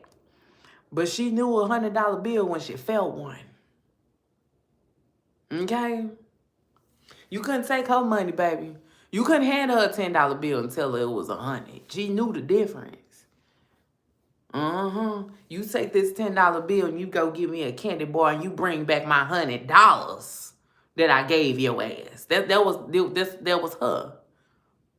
When we was younger, she used to holler at my grandma to come clean her up. And she told me, you trying to run me around? What do you think I am? She said, my ass wiper.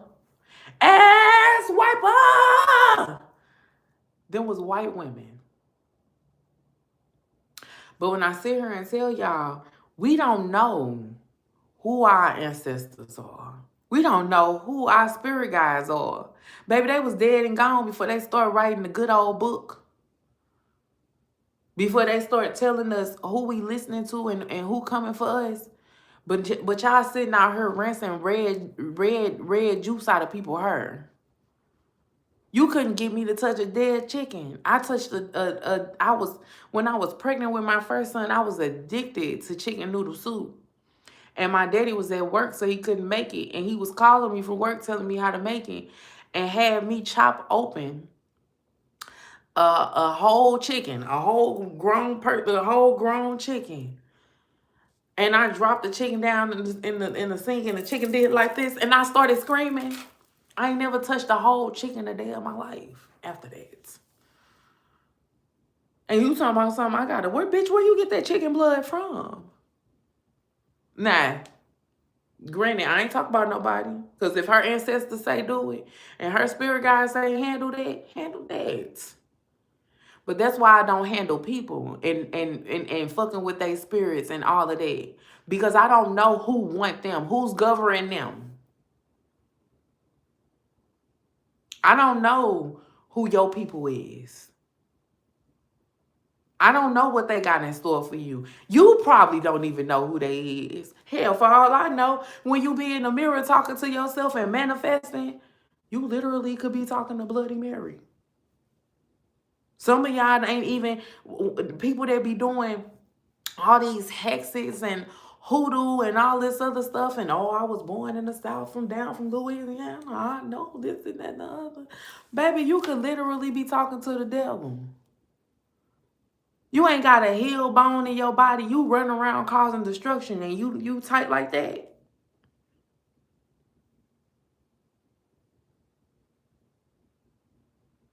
You, for real, everybody got different pots. And people should not go dipping into other folks' pots. Just like you shouldn't be inviting everybody into your house. Just like, you know what I'm saying, everybody can't drive your car. Everybody can't wash your hair. They say it's even bad luck to have more than 3 people playing in your head. And when you get your hair done, it should be by the same person every time.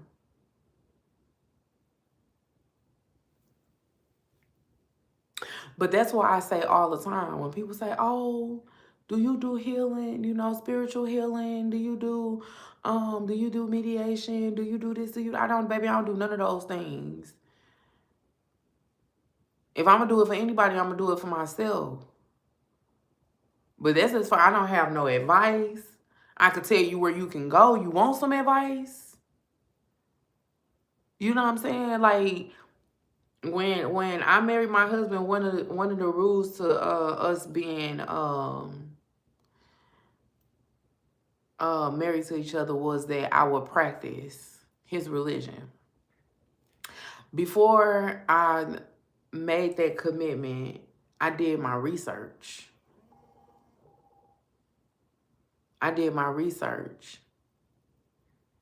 And I needed to know, what we was dealing with. And the crazy part is the only thing I realized is that we was literally like, we believe in the same thing. He don't like that I use cards. He hate it. He hate when I say something about intuition. I said something earlier today. Oh, here we go with this shit again. And I'll be like, hold up. Don't do that. Because we can go. We can go there.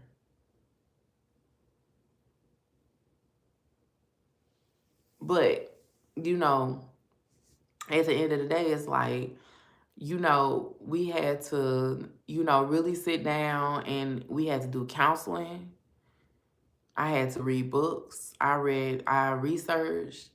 I read the Quran. I'm reading the Quran.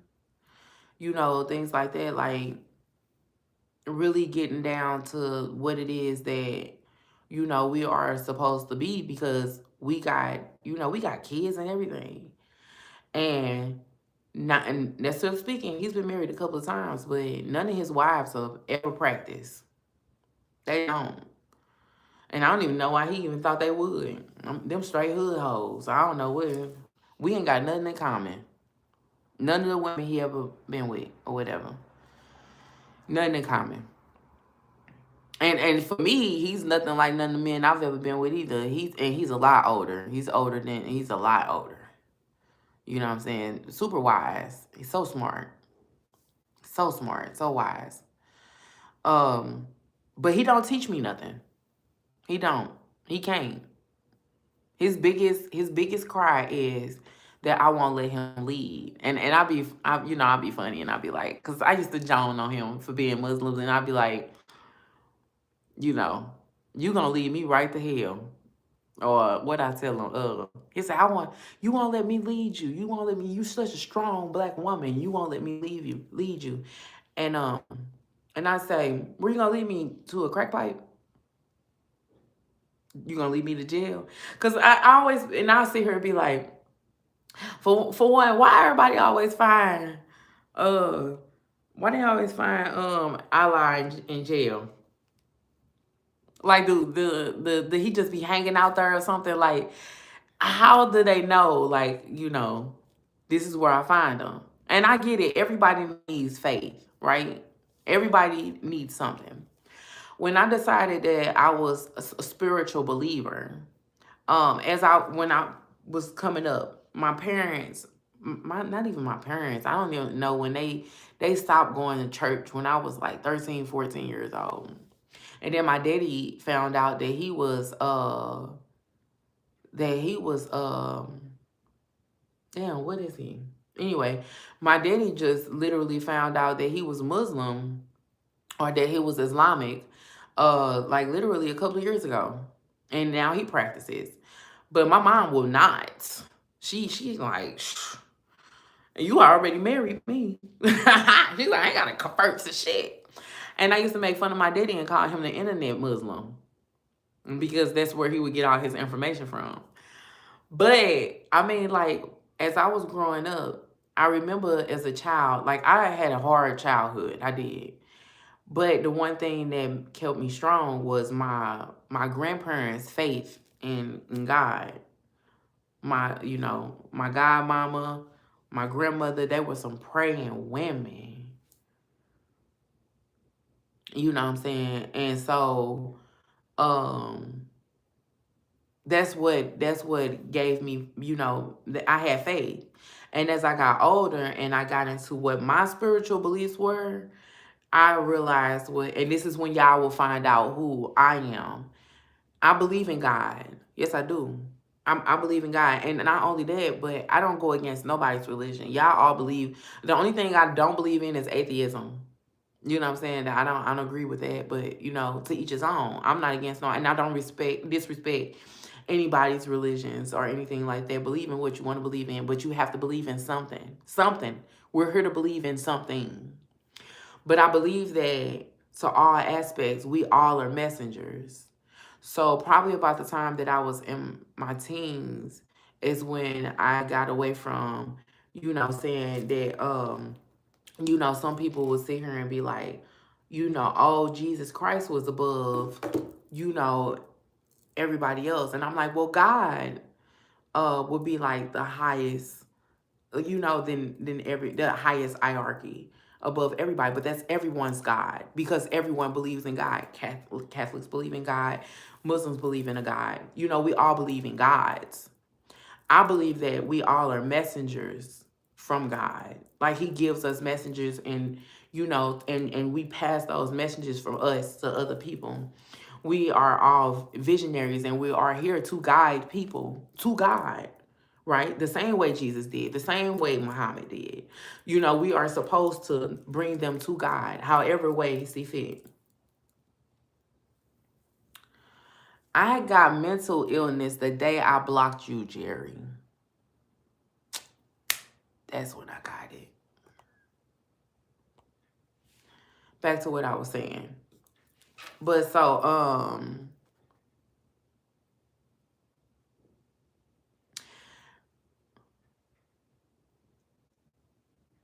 and like I said, Eric, everybody has their own belief system. So I mean, you believe what you want to, and I believe what I want to, and that's just life. Now, like I said, this is my channel. I don't disrespect nobody's religion or their belief system. And so I won't accept disrespect my belief system and or not. I've read the Bible. I've read the Quran. I went to Catholic practices. Like I've sat in everybody's. Even I've even went to African churches, right? I've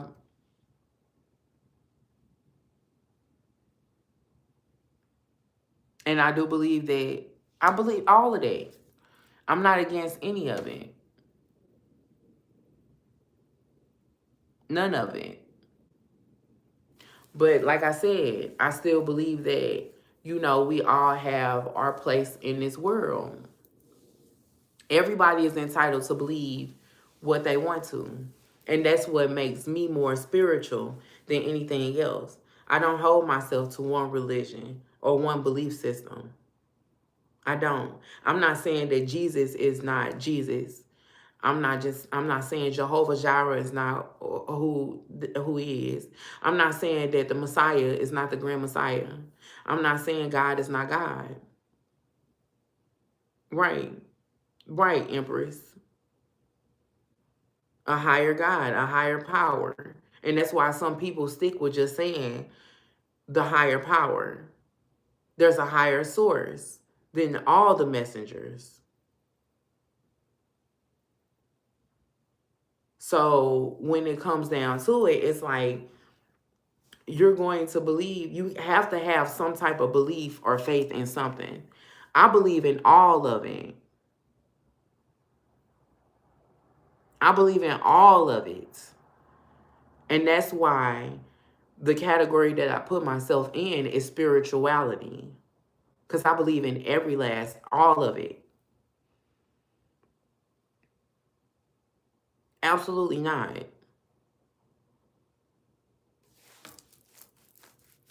So, but yeah, that's why I just kind of, it is what it is. When it comes down, even when it comes down to me reading my cards, I changed my name to Intuitive because I get messages outside of reading cards. I don't.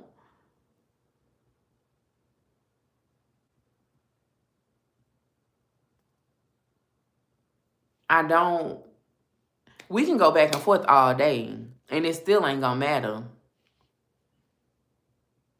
It's still not gonna matter. Nobody's gonna change my mind about what I believe in. So you can dance around it. We can go for book all day long, and it really just don't matter.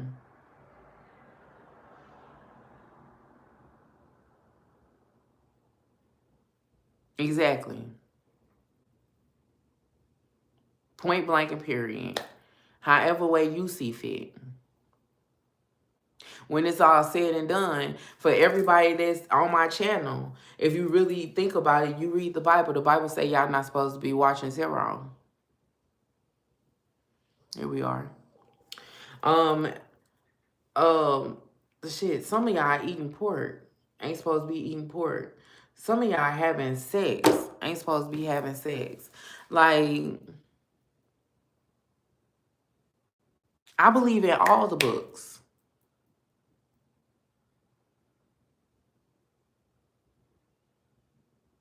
I do. I have vivid dreams. I have premonitions.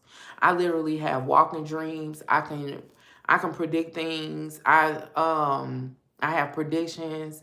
Um my intuition be on point. I could literally call something down as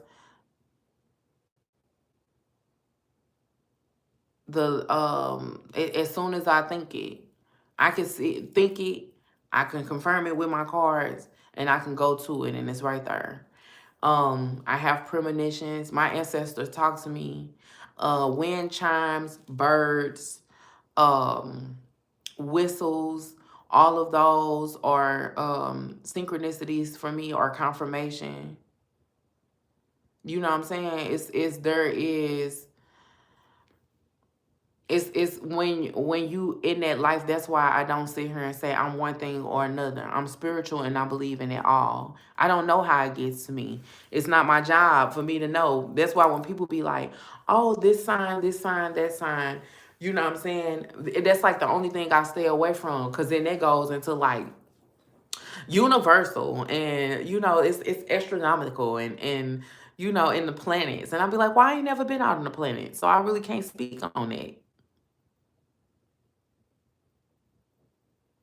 Yeah, this talk time. Like we all sitting here talking. One thing, well, that's the thing.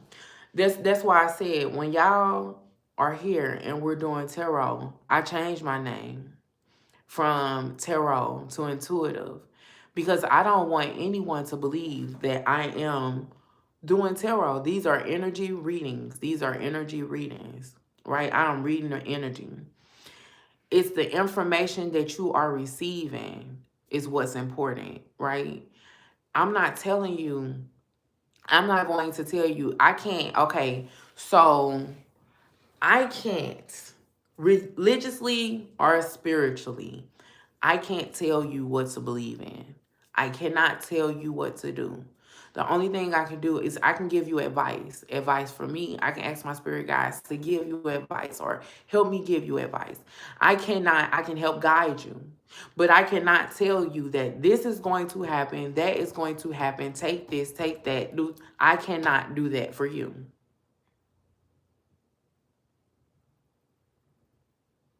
You know what I'm saying? And Jacqueline, the thing is, it's a lot of people out here who are not open-minded. They not. They're strict. My grandmother, and she's super religious. Super religious. She was the one who taught me about my spiritual gifts when I was 14 years old. She told me what I was going through. She told me.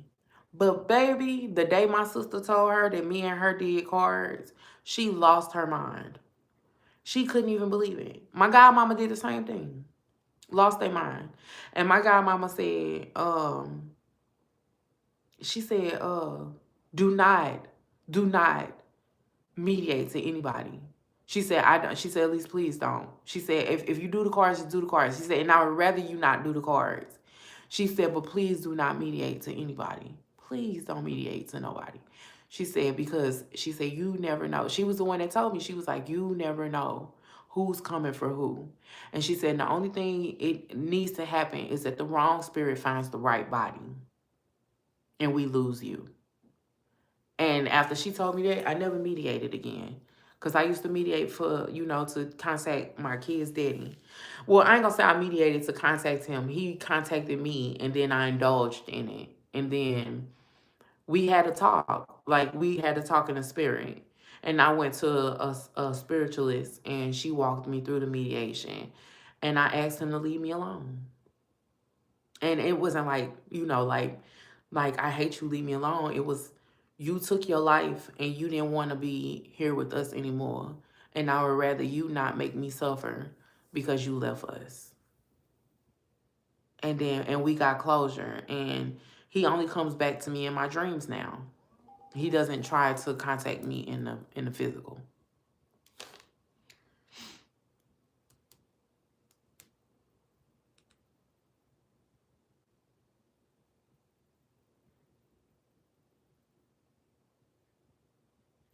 The crazy part is, Zula, I don't have, y'all wouldn't believe this. Would y'all believe this if I told y'all? I ain't got no friends.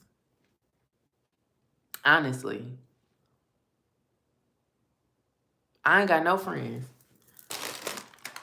When I went through my healing journey, I cut them off. I cut everybody off. I did. My kid's dad, he visits me in my dreams, and he would.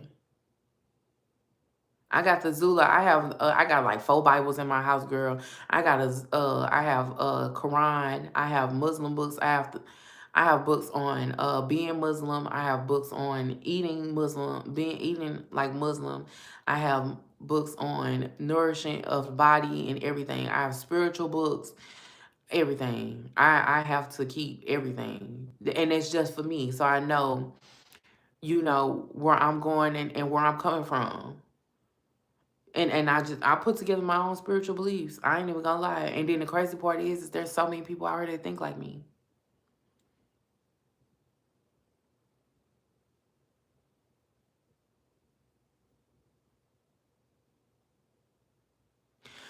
JJ, I believe that. I believe you can do both. I believe that they all speak through you. My belief system is that we all are messengers, and those messages are going to get to us however way they see fit.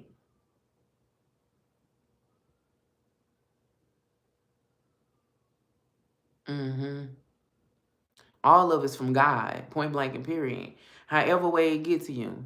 Now, the discernment comes from you knowing when those messages are from God and when they from the undertaker.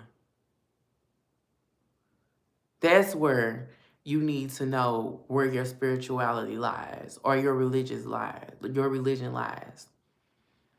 Is being able to weed out those. And the only way you're going to be able to figure that out is where is your heart. And that's okay, Eric. That's okay. Believe what you need to.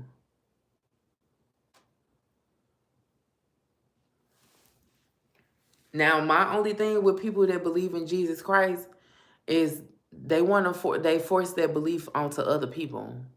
I don't agree with that. I don't believe in nobody that forced their beliefs onto other people. That's why I believe in spirituality so much, because spiritualists want you believe in whatever your heart tells you to believe. You go where your heart sends you, not where the book sends you, not where your neighbor sent you, not where your husband sent you, but your heart.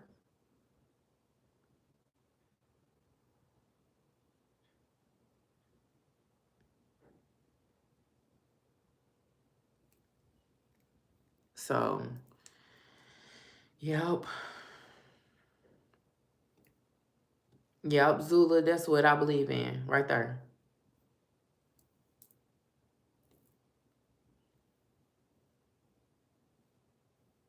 And overall, I'm like I said, I'm still a spiritualist.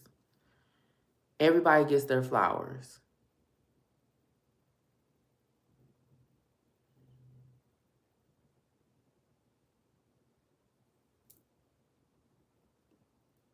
Oh, thank you so much, JJ. And I hope that this was like eye opening for y'all. I said today, every now and then when y'all come on my channel, you'll see that when I do my readings, there's always a message here. And that's what I use my platform for. This is a healing platform. I'm not here for negativity. I don't get into all that karmic shit. Like, we sitting here talking about who baby daddy sleeping with who doing this, who doing that. Baby, we like to keep this energy clean and pure. Okay? You might hear me cursing. Baby, I'm still in the world, okay? And you know what I'm saying? I'm still working on myself, but best believe when I say God is in me and in everything I do. I'm a healer, I'm a helper, I'm a seer, and I'm all of the above. That's what my life is. That's what my life focus is. I've dedicated my life to taking care of people. Point blank and period. However way I see fit. When I sit here and say I have residents now, when I come to work, they be so happy to see me. Oh my God, I'm so happy you're here. Now I know I'm going to have a good night. I had a bad day today. It was horrible. You wouldn't believe what happened. But I'm so happy you are here. That is my life. Okay? And I don't care what color they is, nationality is, or nothing. When I sit here and say, so many people sit here and ask me, when I took my Shahada, I started wearing, my husband, he gave me a ring. And I really don't like wearing it because it was actually one of his rings, and it kept coming off my hand. And so he's having me a ring made, but he gave me this as a dower. And when he proposed to me on paper. And then I made him read it to me because in my tradition, That's what you do. You propose. You ask me. You ask my parents. You ask my father. You know, we do things appropriately. And he'll say, you know, things like that. Oh, you want us to do things the Jesus way? And I'll say, no. I want you to do things the civilized way.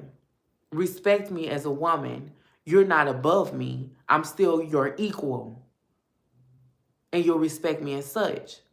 Now, little do he know, we and him been back and forth for 5 years.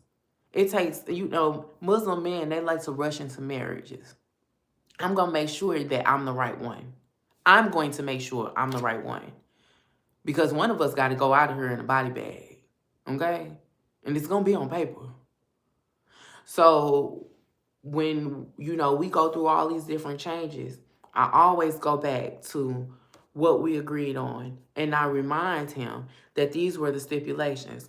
I don't play that multiple wife shit because I have multiple husbands. Baby, I'm the one. Okay? When I sit here and say, when I go into the Muslim community and the men in the Muslim community meet me, even his friends, his Muslim friends, they be like, oh, where'd you find her? She too good for you. And he'll say that. My wife got it all together. And she makes me look good. He'll say that. If my shit ain't right, her shit is. And she makes me look damn good. And that's my position.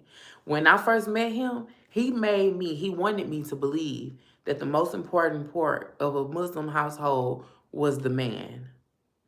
After I did all my studies and I found out, just like in the American household, that the woman is what is the foundation. In a Muslim household, honey, the women are the ones that pave the way. Point blank and period. That is your food. That is your nourishment. The men are the providers. They are the protectors. But the women are the crop. And once I started showing him that I knew what the hell I was, we would sit here and when we would fall out in each other, and I'll say, it's okay. God will send me my husband. And it would break that man down. And he knew he had to hurry up and marry me. Because I was going to the classes. I was talking to the people. I was building my own community. And the more that I was indulging in my faith, I was becoming stronger and stronger. And to him, he felt weaker and weaker. And he said, I just want you as my wife. I cannot watch another man, another Muslim man, take you away from me. I just want you as my wife. The stipulations were that I would practice as a Muslim, as his Muslim wife, that I would practice. I agreed. And I expected for him to be a respectful Muslim husband. Because I ain't even trying to be funny, but a lot of Muslim men that I know, they lose their way. And the woman has to guide them back on track.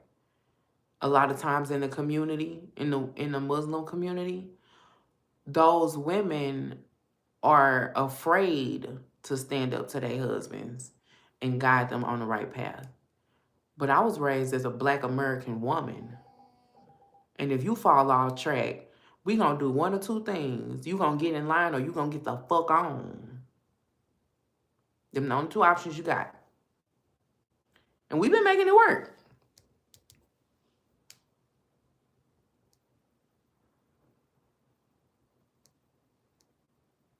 So, and I let him know I ain't like them other women. You don't get to marry me and then as soon as you don't like something, you get to leave. You're not going to waste my time. No, you're not. So, he don't like that. So that was the whole conversation with the, do you think that what you have on today is appropriate? I think what I wear every day is appropriate because I respect my body and I have a man who's going to respect what I respect.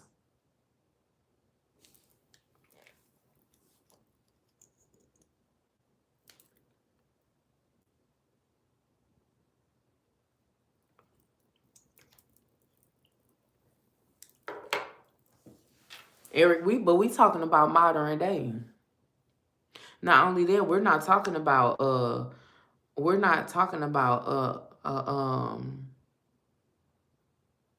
what do you call that? The Muslims that's in the other countries. We talking about an American made Muslim. He don't believe in marrying no other wife. If he know like I know, I know for sure. I know on paper for sure that he's divorced all his wives. He better not have no other woman. I mean, as far as I'm concerned, mind you, me and him been back and forth 5 years. I promise, I'm the biggest casualty he has. I'm too expensive to lose.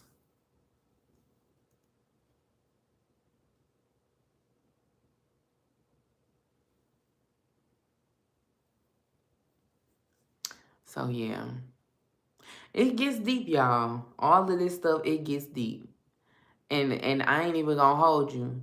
After I took my Shahada, I woke up every day and I said, did I do the right thing?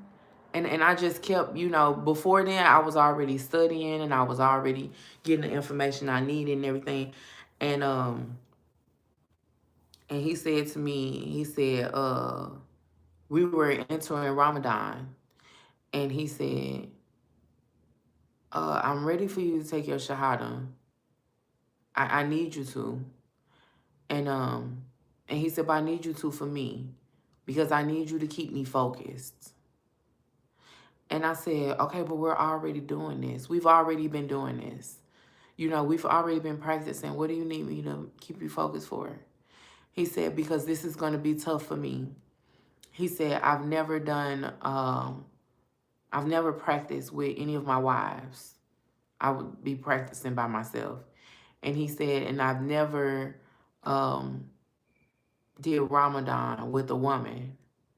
He said, and I just need you to be strong for both of us. So I just need you to take your Shahada. And I did. And so when I took my Shahada, I said, well, at first I didn't take it. I hesitated for a while. Oh, y'all. I prayed and I prayed and I prayed.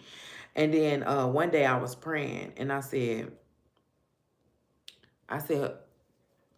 to myself, I said, who are you praying to? And I said, well, self, what do I believe in? And myself said, do you believe in God? And I said, yes. And then, okay, so do you believe in Jesus Christ? And I said, I believe in Jesus Christ to be who Jesus Christ is. And he said, but do you believe in Muhammad? And I said, I believe in Muhammad. And he said, do you believe in, and I said to myself, do you believe in the Quran? I said, I believe in the Quran. And he said, well, do you believe in the Bible? I said, I believe in all the books. And he said, so you believe in Allah as as as your Empress. She was just saying assalamu alaikum. But they were but I was asking myself all these questions. And then I said, do you believe that you are taking your Shahada to please this man? And I said to myself, even if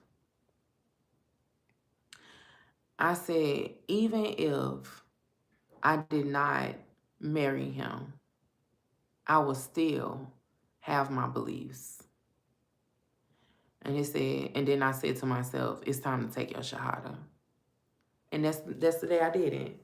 And after I took my Shahada, he said, and I am going to marry you. You are my wife. He said, and I've known you were my wife since I've met you, but you are going to be my wife.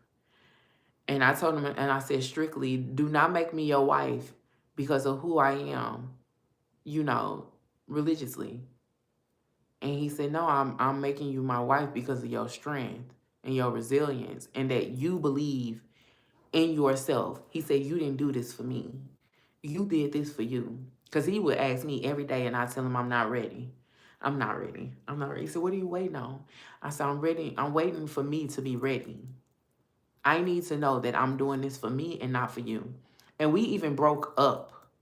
When I took my Shahada, me and him was not together.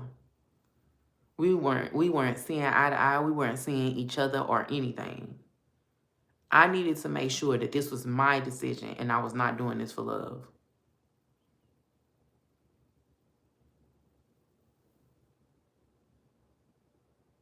What you mean he find good women? Why you not? What you mean?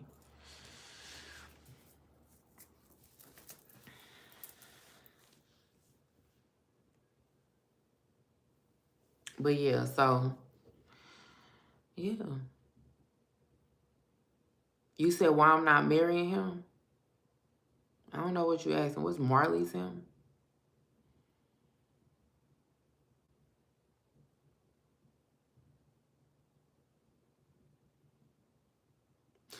If you asking why I'm not marrying him, I did marry him. This is the problem. He got him. Oh no, he my type. Girl, I love that man. Baby, if I show y'all a picture of my man, baby, I love that man. He's definitely my type. It's super smart, super intelligent. The conversations that you and me are having right now, these are our conversations on a daily basis. Literally. This is what we do all day. Unless we sleep. And we could sleep. I always believe the good relationship is one that could take a nap. Okay? If y'all could sleep together, y'all got it going on. And me and him could literally sleep. Arm in arm, hand in hand, 16, 17 hours straight. Literally. No cap. But yeah, like yeah. Definitely my type. Now, the issue is why it's so funny is because he has multiple personality disorder, identity disorder. And I don't know who I marry sometimes. Okay? Like I know the person that's on paper. From the birth certificate. But by face, by name, we switch every day. That's the issue. But yes, I married my husband. Like I married him. You said spirits. Call them what you want to. But a doctor diagnosed them. So, we still in this world. And that's another thing. Some of y'all be so fixated on in the spiritual. And it's like, y'all, we still living in the world. We still living by, home. We ain't got there yet. We ain't crossed over yet. Where everything is spirit and demons and heaven and hell. And, we ain't made it there yet. We still have to live in this world. So it's like, we still have to be in reality. And in reality-wise, the nigga's crazy. The nigga's crazy. Which I'm surprised he let me be live this long and he ain't text, called me or nothing else. He probably sleep, but no, it is what it is. But yeah, y'all, it's 1:07 in my time in the morning, 1:07 a.m. We done did our live. I don't even know how long we've been on. It's 153 minutes. Multiply that by 60. We've probably been live, 3 hours or something? But I hope y'all like the reading. I hope it was helpful. Thank you for indulging in talk time with Elise. I hope you enjoyed it. Okay.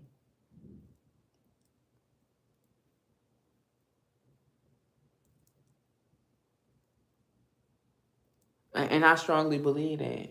I strongly believe that. That's why they say, be careful who you sleep with. You got to pray over them spirits, though. You got to pray over them spirits. You got to pray over them spirits. I'll be sitting here like, not today, Carl. Sit your ass down. Don't start no shit. Won't be no shit.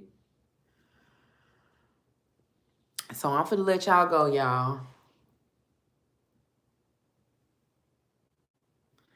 For sure. Y'all make sure y'all like, share, and subscribe. Make sure y'all back. I'm off work for the next 2 days. So y'all know y'all be able to catch me on my lives. I'll probably go ahead and post my live for tomorrow so y'all know what time we on. Oh damn. Okay, so I got a client early in the morning, so I will not be doing our morning dose of tarot with Elise, but I will be doing our afternoon what do you need to know right now energy reading, and that will probably be around, I would probably say around 3 o'clock. I'm meditate on it, post it tonight. Depending on how much rest I get, that'll be the definite time tomorrow. So as y'all can see, right now I'm in one of the apartments, which means that my bed is right there and I'm about to get in it. I'm gonna lay down for a couple of hours and get my night over with. Got a client in the morning. After my client, we gonna get a reading out the way and we gonna, keep shimmying on. I hope y'all enjoyed this conversation. Okay, talk time with Elise. Make sure y'all bring y'all asses back. Thank you so much. And thanks y'all for all y'all comments. I really enjoyed this talk time. I enjoyed y'all. Y'all were good company. Like really, y'all really did a good job engaging. And I really appreciate that. We all getting used to something new. Okay? So I thank you all for being here. Many blessings to you all. Okay, until I see y'all later. Ciao.